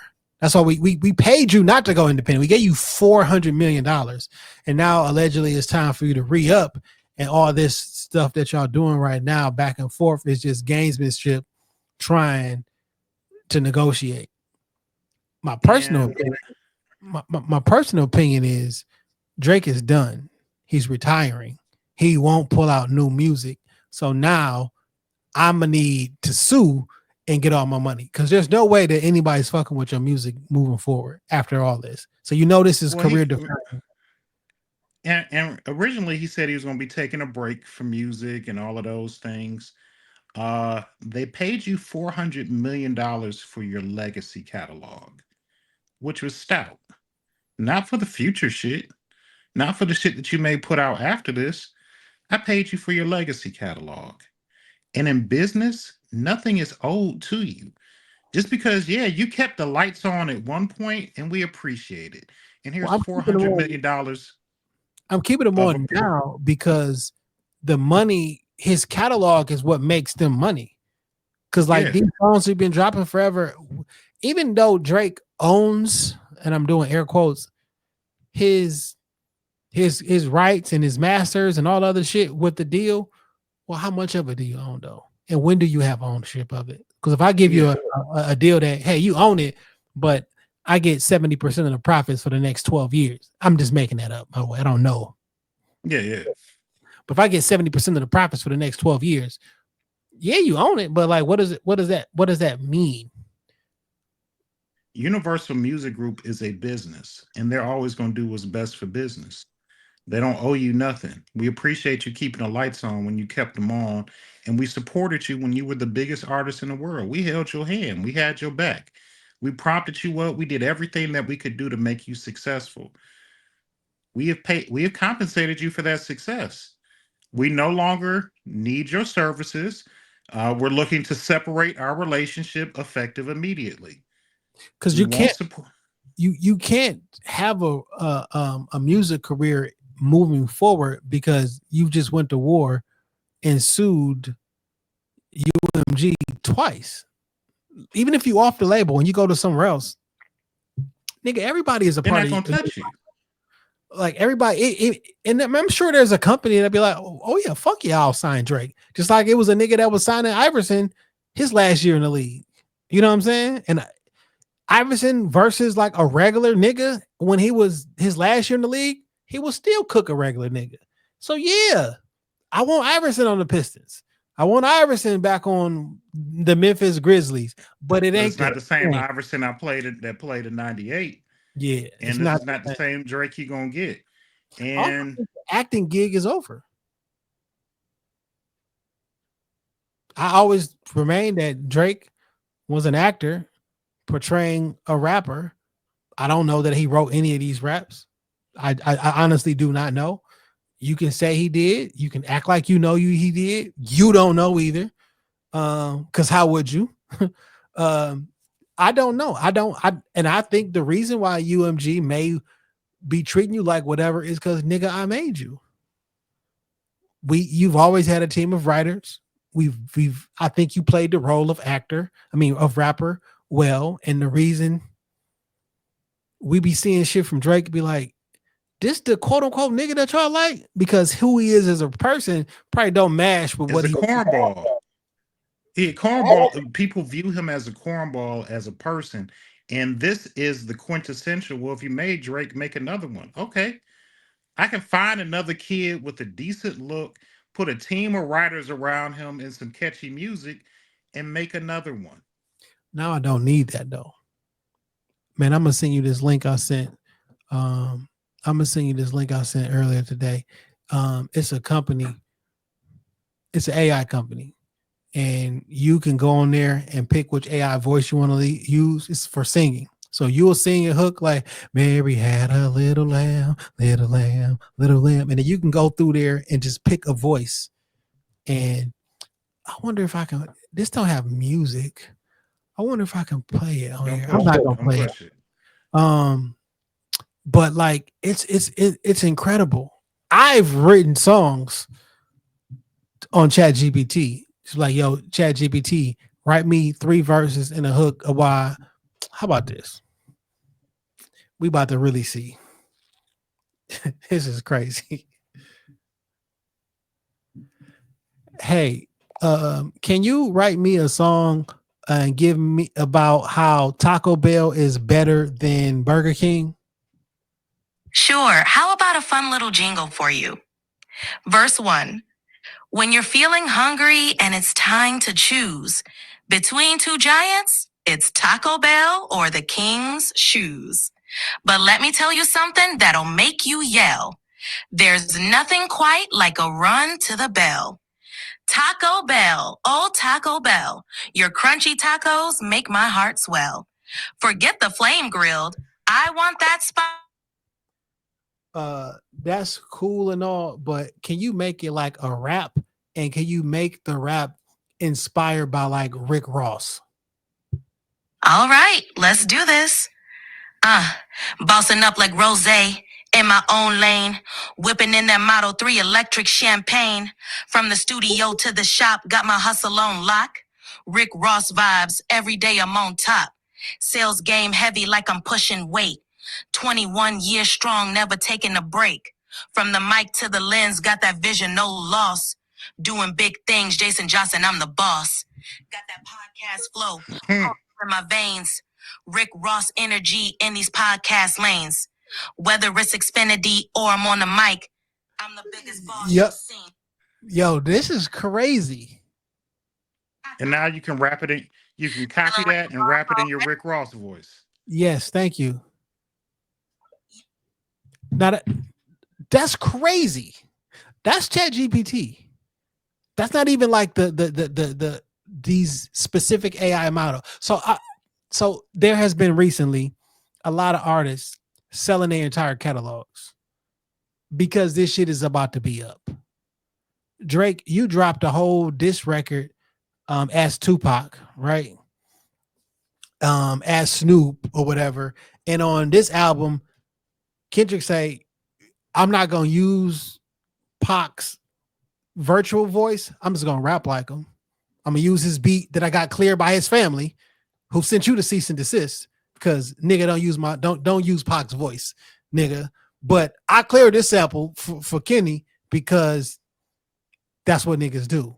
And he rapped that whole reincarnated song in Pac's cadence without his actual voice because that's weird and that's creepy. But when I don't need you any longer and I have 15 years of vocals of you on tracks and out tracks, I don't even need your fucking voice, nigga. I'll drop a song from Drake without Drake.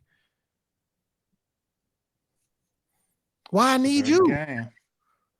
Listen, dog, I'm gonna send you this shit because I don't want to play it now because I don't know, we could get copyright strike on some YouTube shit. But dog, you can pick the voices that you want. Cold. I'm talking cold. You can even get harmonies.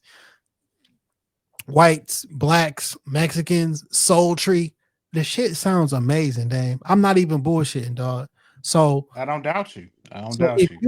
If you wanted to rap, or if I wanted to pick up the pen again, I can write my raps, write my rhymes, go online, get an AI voice to do it, upload all that shit. You would have no idea you jamming the songs I wrote. You would have no fucking clue. You would think that somebody from the West Coast or somebody from, you don't know who made this shit. It's not even a real person. And I might do it. The game dirty. You know what I'm It's a saying? different game now. It's a different game. I don't need a ghostwriter. Or I only need ghostwriters. I don't need like the real artists because the computer can make the rap for me. So, Drake, I don't know that we need you no more. I made you. I don't know what's in that contract that we sent for 400 million. I get to use your name, face, and likeness. So much so that nigga, I own your Instagram. That's why he started the other Instagram page. Yeah. The Finsta, because you don't even have access to your own Instagram. I own your face, name, image, and likeness. Does that mean your So voice? I control the narrative from here on out. Dangerous and scary game we in, man. Or you sold your soul for 400 million. I mean, I've done worse for money. It's like, no. I mean, shit. Well, I've done worse for free, my nigga. I've never sold my soul, so I can't say I've done worse than that. But no, I may not have sold my soul, but I done made some shady deals for little to nothing. Yeah, can we they have they definitely didn't equate to 400 million. Can we have a real conversation about Lil Wayne? Go ahead. They like put a video out and was like, Lil Wayne, I don't care if you diss niggas 16 times in a row. No one's ever responding to you. We're not responding to you. We're not responding to you because A, we don't got no beef with you. First and foremost. And number two, we respect you too much. And like, this not a thing that you like. No, don't make us do that to you. We don't. What do I gain going back and forth with Lil Wayne? I've always told everybody I fuck with Wayne, not me, Kendrick. Yeah. Even did a mixtape inspired with him. Did songs with him, mixtape inspired by him, rapped about him in song. Like, I'm not, I just told you. And I don't like this whole, the fuck did I do? I be trying to stay low. Nigga, you went on a fucking tour talking about how you deserve the Super Bowl. You deserve the accolade that he got. How the fuck you think I'm supposed to feel? I get this prestigious award. I'm awarded something because of my opportunity. Yeah. And then you come out and you don't congratulate me. You don't text, you don't call, only one nigga congratulated me out of the game publicly. Right? Nas, one of the legends, he congratulated me. You said you hurt by my accomplishment, and my accomplishment should have went to you. Fam, what you mean you don't know what you did? That's disrespectful. That's hate. You mad at you crying, said, look what they did. And then Nicki jumps out the window. Birdman jumps out the window. All y'all jumped out the window. All this because of this, all this because of this. Like I'm chopped liver. You know exactly what you did. Niggas will disguise hate as backhanded compliments. And I think Kendrick mentions that on the album. Niggas say Kendrick should have never said nothing. Wayne, you should have never said nothing. You ain't get it, my nigga. Keep it moving. That's one thing that I hate when people, you cannot tell me how to respond back to the initial disrespect because I didn't say shit. You could have also not said shit. But because you said something and I responded back, that doesn't make me the bad guy. You could have kept your mouth closed too. But niggas never look at that part of the issue. You also can't tell me whether I should be I should feel disrespected or not. Nigga, so if you won an award, Dame, and I was boom, you do an article with a company, you know what I'm saying? You do an interview with a magazine online or some shit, you post it. I'd be like, man, nigga, that should have been my fucking interview, man. All the shit I done did in this podcast space. How come you interviewing him? And how come I'm not getting the interview? That sounds like hate. You know what's funny? When you did that interview earlier this year with Tinbridge, somebody, just some random conversation, like, you don't feel a way about that?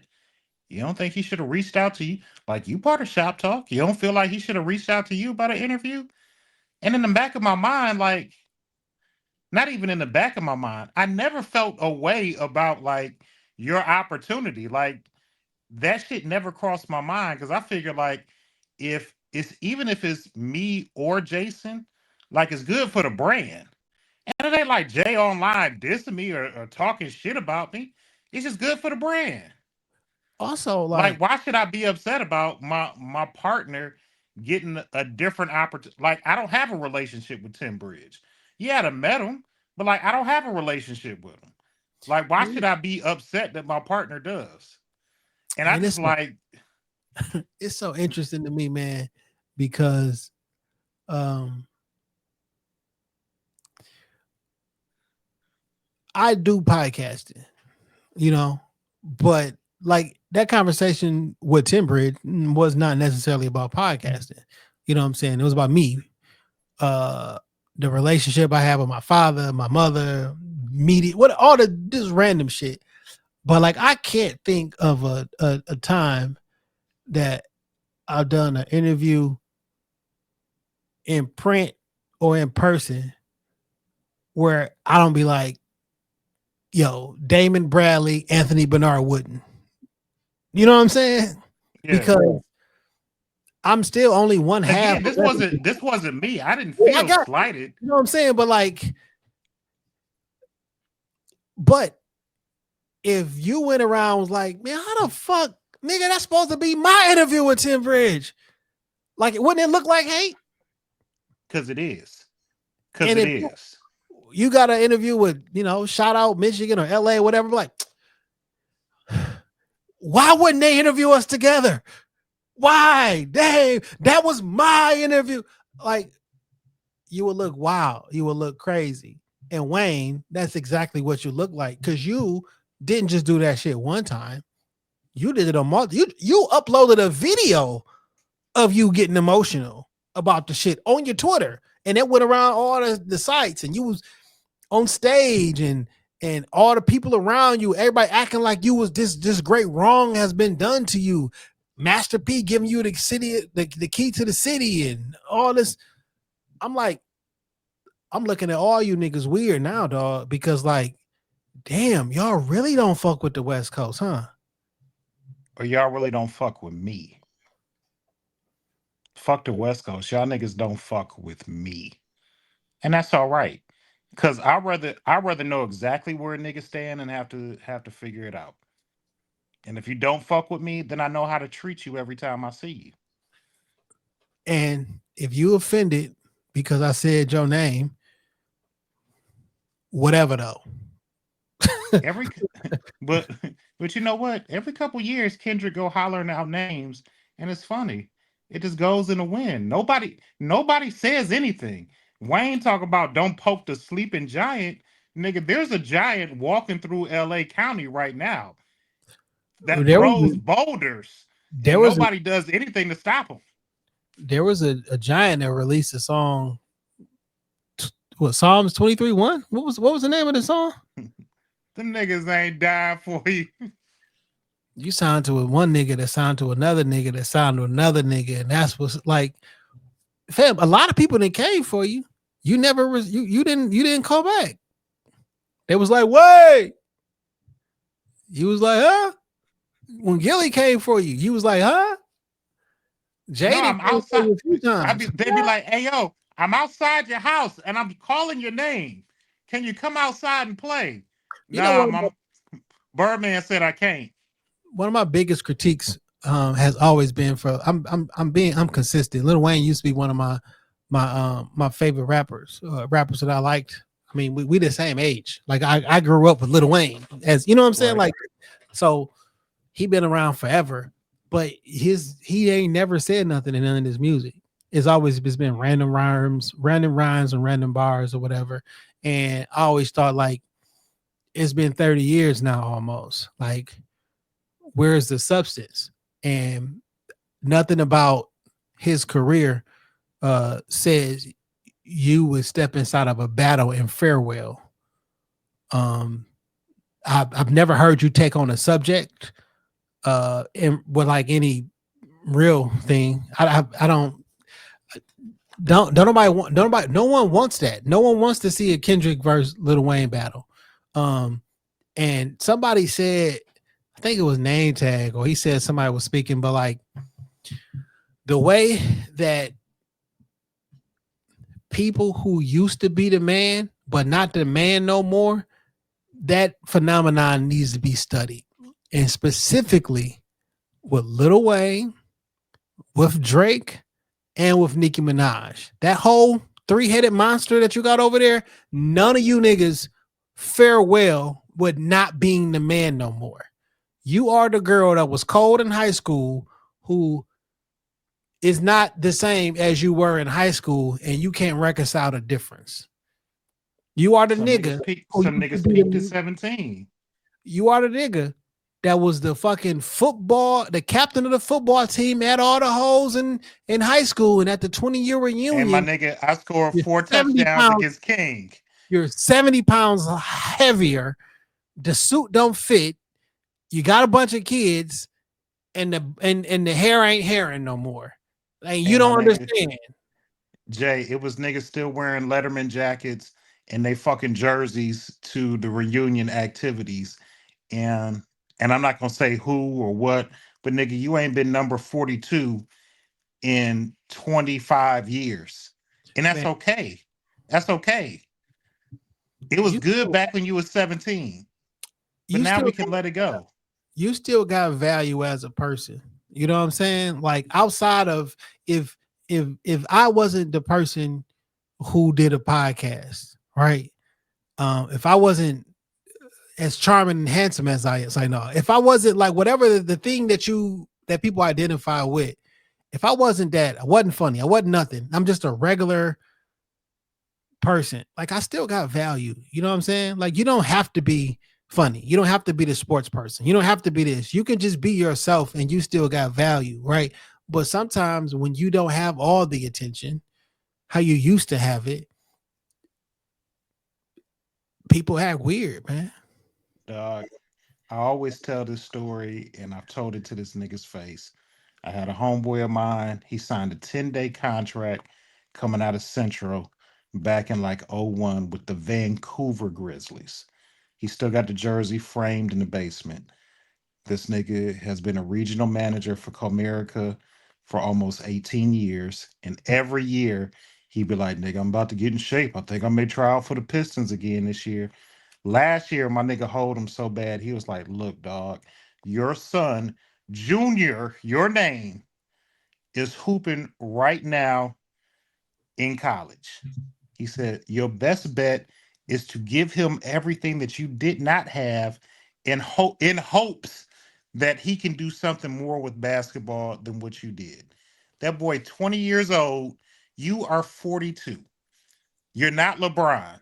Nobody's going to give you a 10-day contract. It's over with, my nigga. But help your son out. Help the next generation, because he might be able to take the ball further than what you could. And there's nothing wrong with that. You got a good job, my nigga. You got a nice house, a nice car, a beautiful wife, 3 younger kids. Like, nigga, life has still been good to you. You'll never step on an NBA court again as an active player. But life has been good to you, my nigga. They didn't want you they didn't want you when you was in your prime. He got one 10-day contract. Whenever we go over the house to watch the game, the framed jersey is the first thing you see coming down into the basement. Was this the nigga that punched you? No. I'm fucking with you. So listen, ugly ass number 18 Vancouver Grizzlies jersey. So listen, I've been watching this conversation between 19 Keys and Nuri Muhammad. I enjoy 19 Keys, his content on YouTube, but he had these things called High Level Conversations. And the conversation he had with Nuri Muhammad is 3 hours and 20 minutes. I've been watching it for the last 3 days. It's a lot. Okay. Last 2 days. But man, this is some high level conversation. And one of the things he said that like, stop doing what you paid to do and start doing what you were made to do. And oftentimes, this was the longer conversation was like when Nuri Muhammad said he goes into high schools, and when he goes into like third, fourth grade schools and down, it's a vast difference. He go talk to the second, third, fourth graders. They're like, "What you want to be when you grow up?"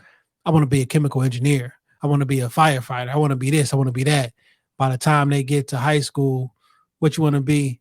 It's I don't know, because something has happened and it's killed their dream. And now they don't know what to do because they don't know who they are. They don't know what they want to do. And then that conversation led to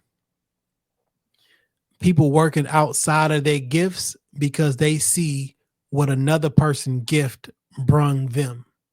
So if Michael Jordan is gifted athletically and you saw everything that Michael Jordan did, or if your son who's 20 years old and is a basketball player, you see what they got from that talent and that's what you want to do. But what you need to be focused on is what you were made to do. And that could be behind the scenes. That could be coaching. Like you are outside of your optimal. You're not working. You're not using your gifts. You're trying to do what somebody else did with their gifts because you just want their return.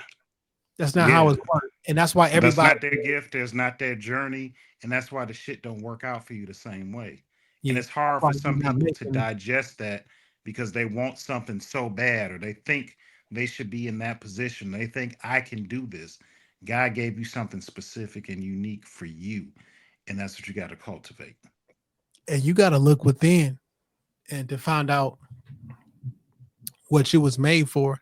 And you got to start tapping into what you was made for. And then maybe that's what you will get paid for.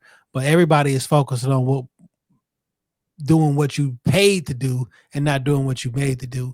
And if we don't know who we are, then how would you know what you're supposed to do?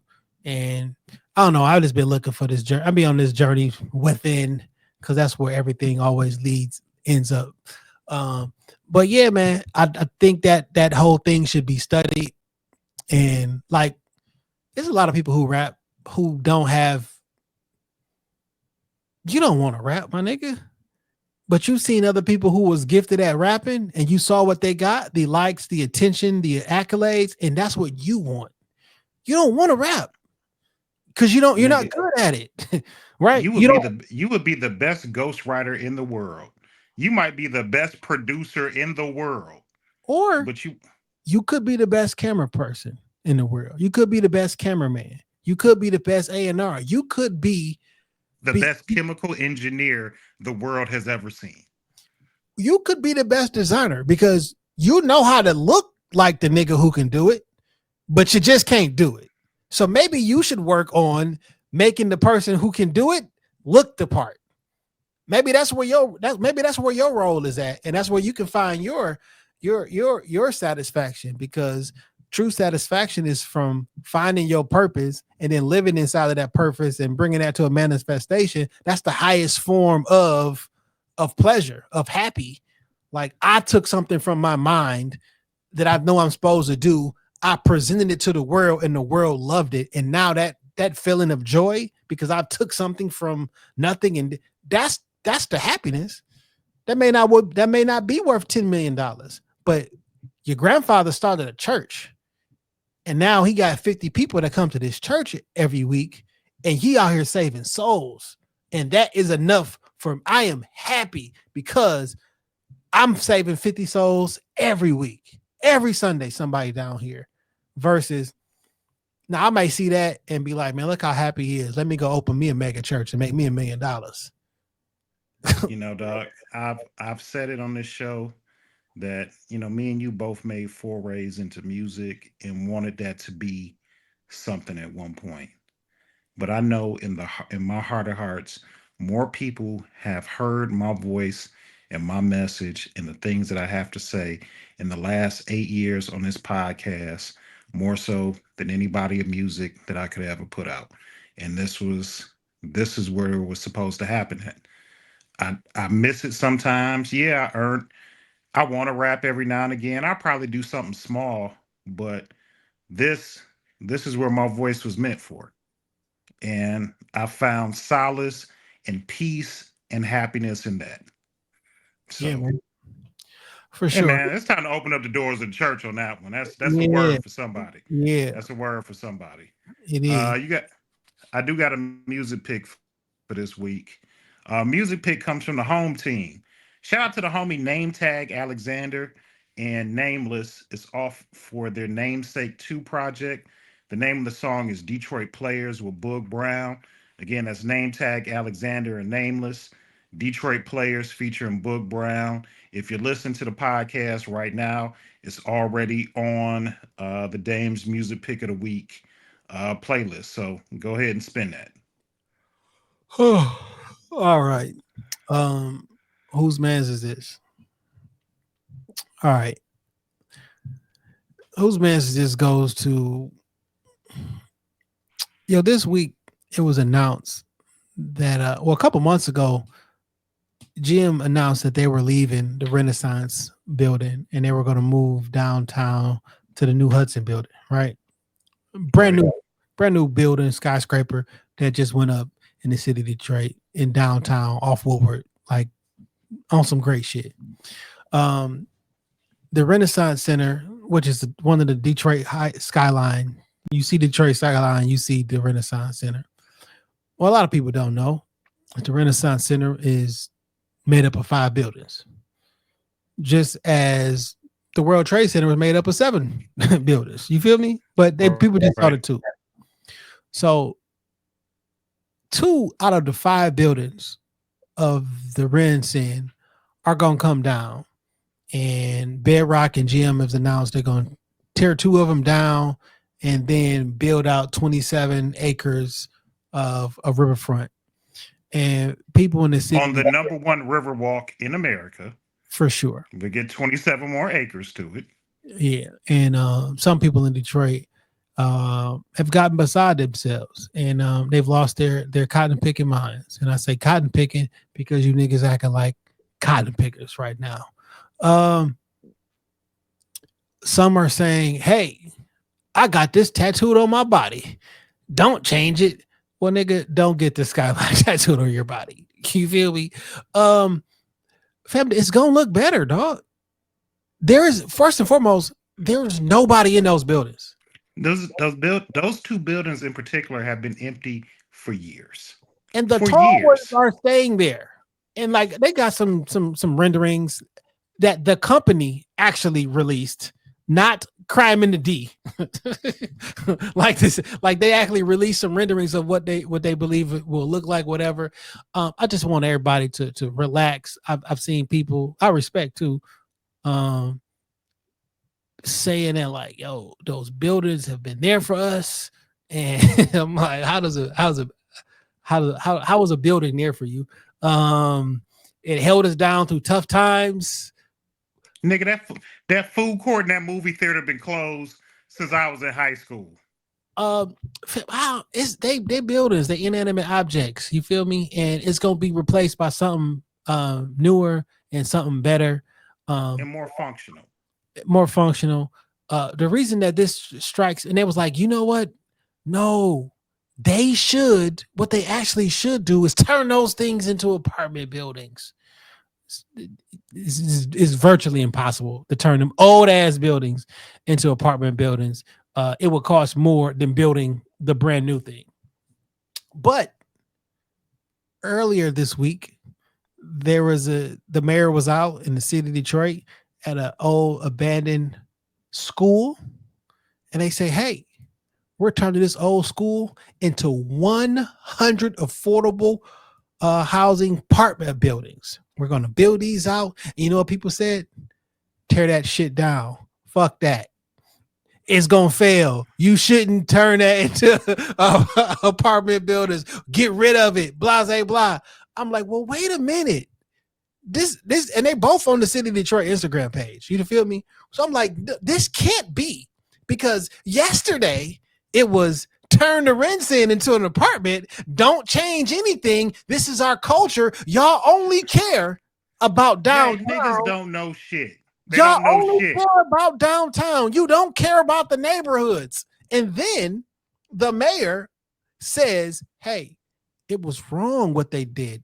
They made this fake barrier in between the black side and the white side and everything. That was wrong. He acknowledged that, said it was wrong, and said, hey, this is what we doing. We're going to take this school here. We're going to turn these into apartment buildings with a black developer, by the way. And everybody was up in arms. Yo, whose mans are all of these people, man? Y'all don't want change. Then you want change. They tearing down my city, my this, my that. You don't live there no more. You don't pay taxes there no more. You don't care. You compare our downtown, Chicago downtown, killing ours. New York, Miami, Well, how we gonna get it popping downtown if we gotta look at this old shit that's empty? Like, what do you want?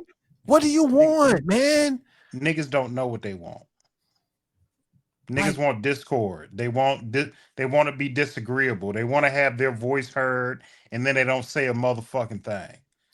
And these the same niggas that be voting. The same niggas that's that shit.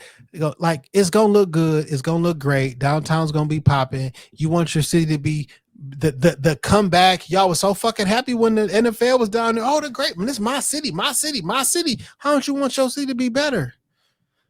Because them buildings empty as fuck, and nobody's paying for them bitches. We want Super Bowls here. We want All-Star games. We want all the big events. They talking shit about damn Gilbert. They letting damn Gilbert do whatever the fuck he want to. You better be fucking lucky that Bedrock and GM got together and said we gonna actually do something with this shit, because they don't gotta spend their money to revitalize that shit. I could let that shit fucking rot, and then your riverfront can be fucked up. And there's a lot of y'all making 80 to 100 grand a year working for those companies like Ford, like Bedrock, like Rocket Mortgage. Like, what do you think the percentage of the city work for GM and Bedrock? 30%. At one point. At some point.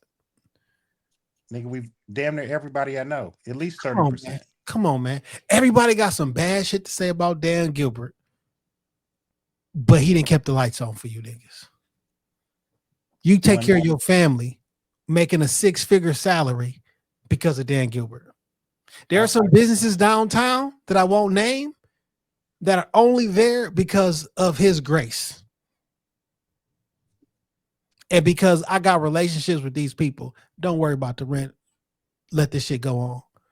Some of the businesses that the black businesses exist down there because of him, that I know for a fact, because of him. But y'all always got some negative shit to say about him. I don't know the man personally, but I know people who do, who've had pleasurable experiences, and I know people who have not.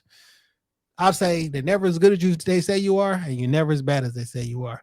Truth lies somewhere in between. But I don't like none of y'all talking about all this weird shit, because one minute put some new apartments in the high rise off the riverfront, but don't fix the one up in the neighborhood. But yesterday you said you only care about downtown and not the neighborhood, but then we want to put some nice looking shit in the neighborhood, and now you mad.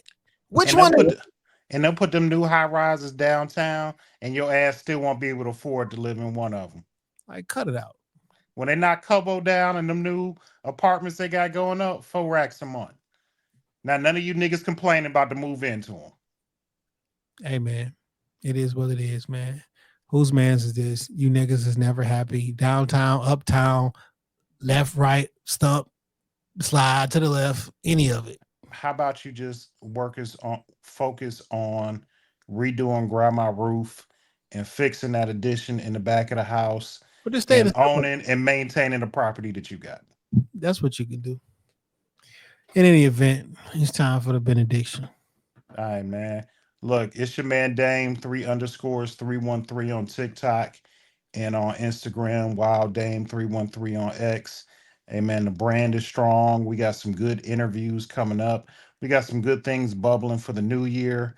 But this is always going to be the house of amazing and powerful content. When you see the blue and the black, wherever you see blue and black, just know that's where Shop Talk Podcast is at, bitch.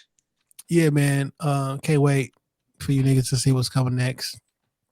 I'm just gonna pop out and show niggas. I'm never gonna mention it again, but sometimes you gotta pop out and show niggas.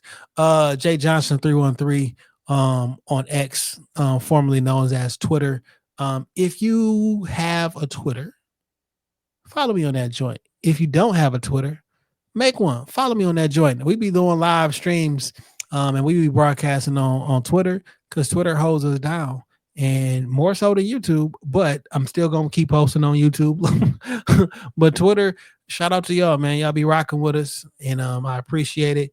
Follow Jay Johnson 313 on everything that matters. When you see the blue on the black, just know it started right here. You feel me? I came across a nigga Instagram page the other day. Thought it was me at first. It was the blue and the black. It said Kendrick Reaction. I'm like, yo, that's not me. Oh shit. This nigga got same microphone, same background. I'm like, oh shit, the blue and the black. Oh, it wasn't me. I'm like, you can buy all the ingredients, but you can't recreate this sauce. you know what I'm saying? They trying to do what they was paid to do, but not what they was made to do. And what I'm made to do is be better than niggas. I'm not saying we the Rockefeller podcast, but we are Jay and Dave. Hell yeah. Peace.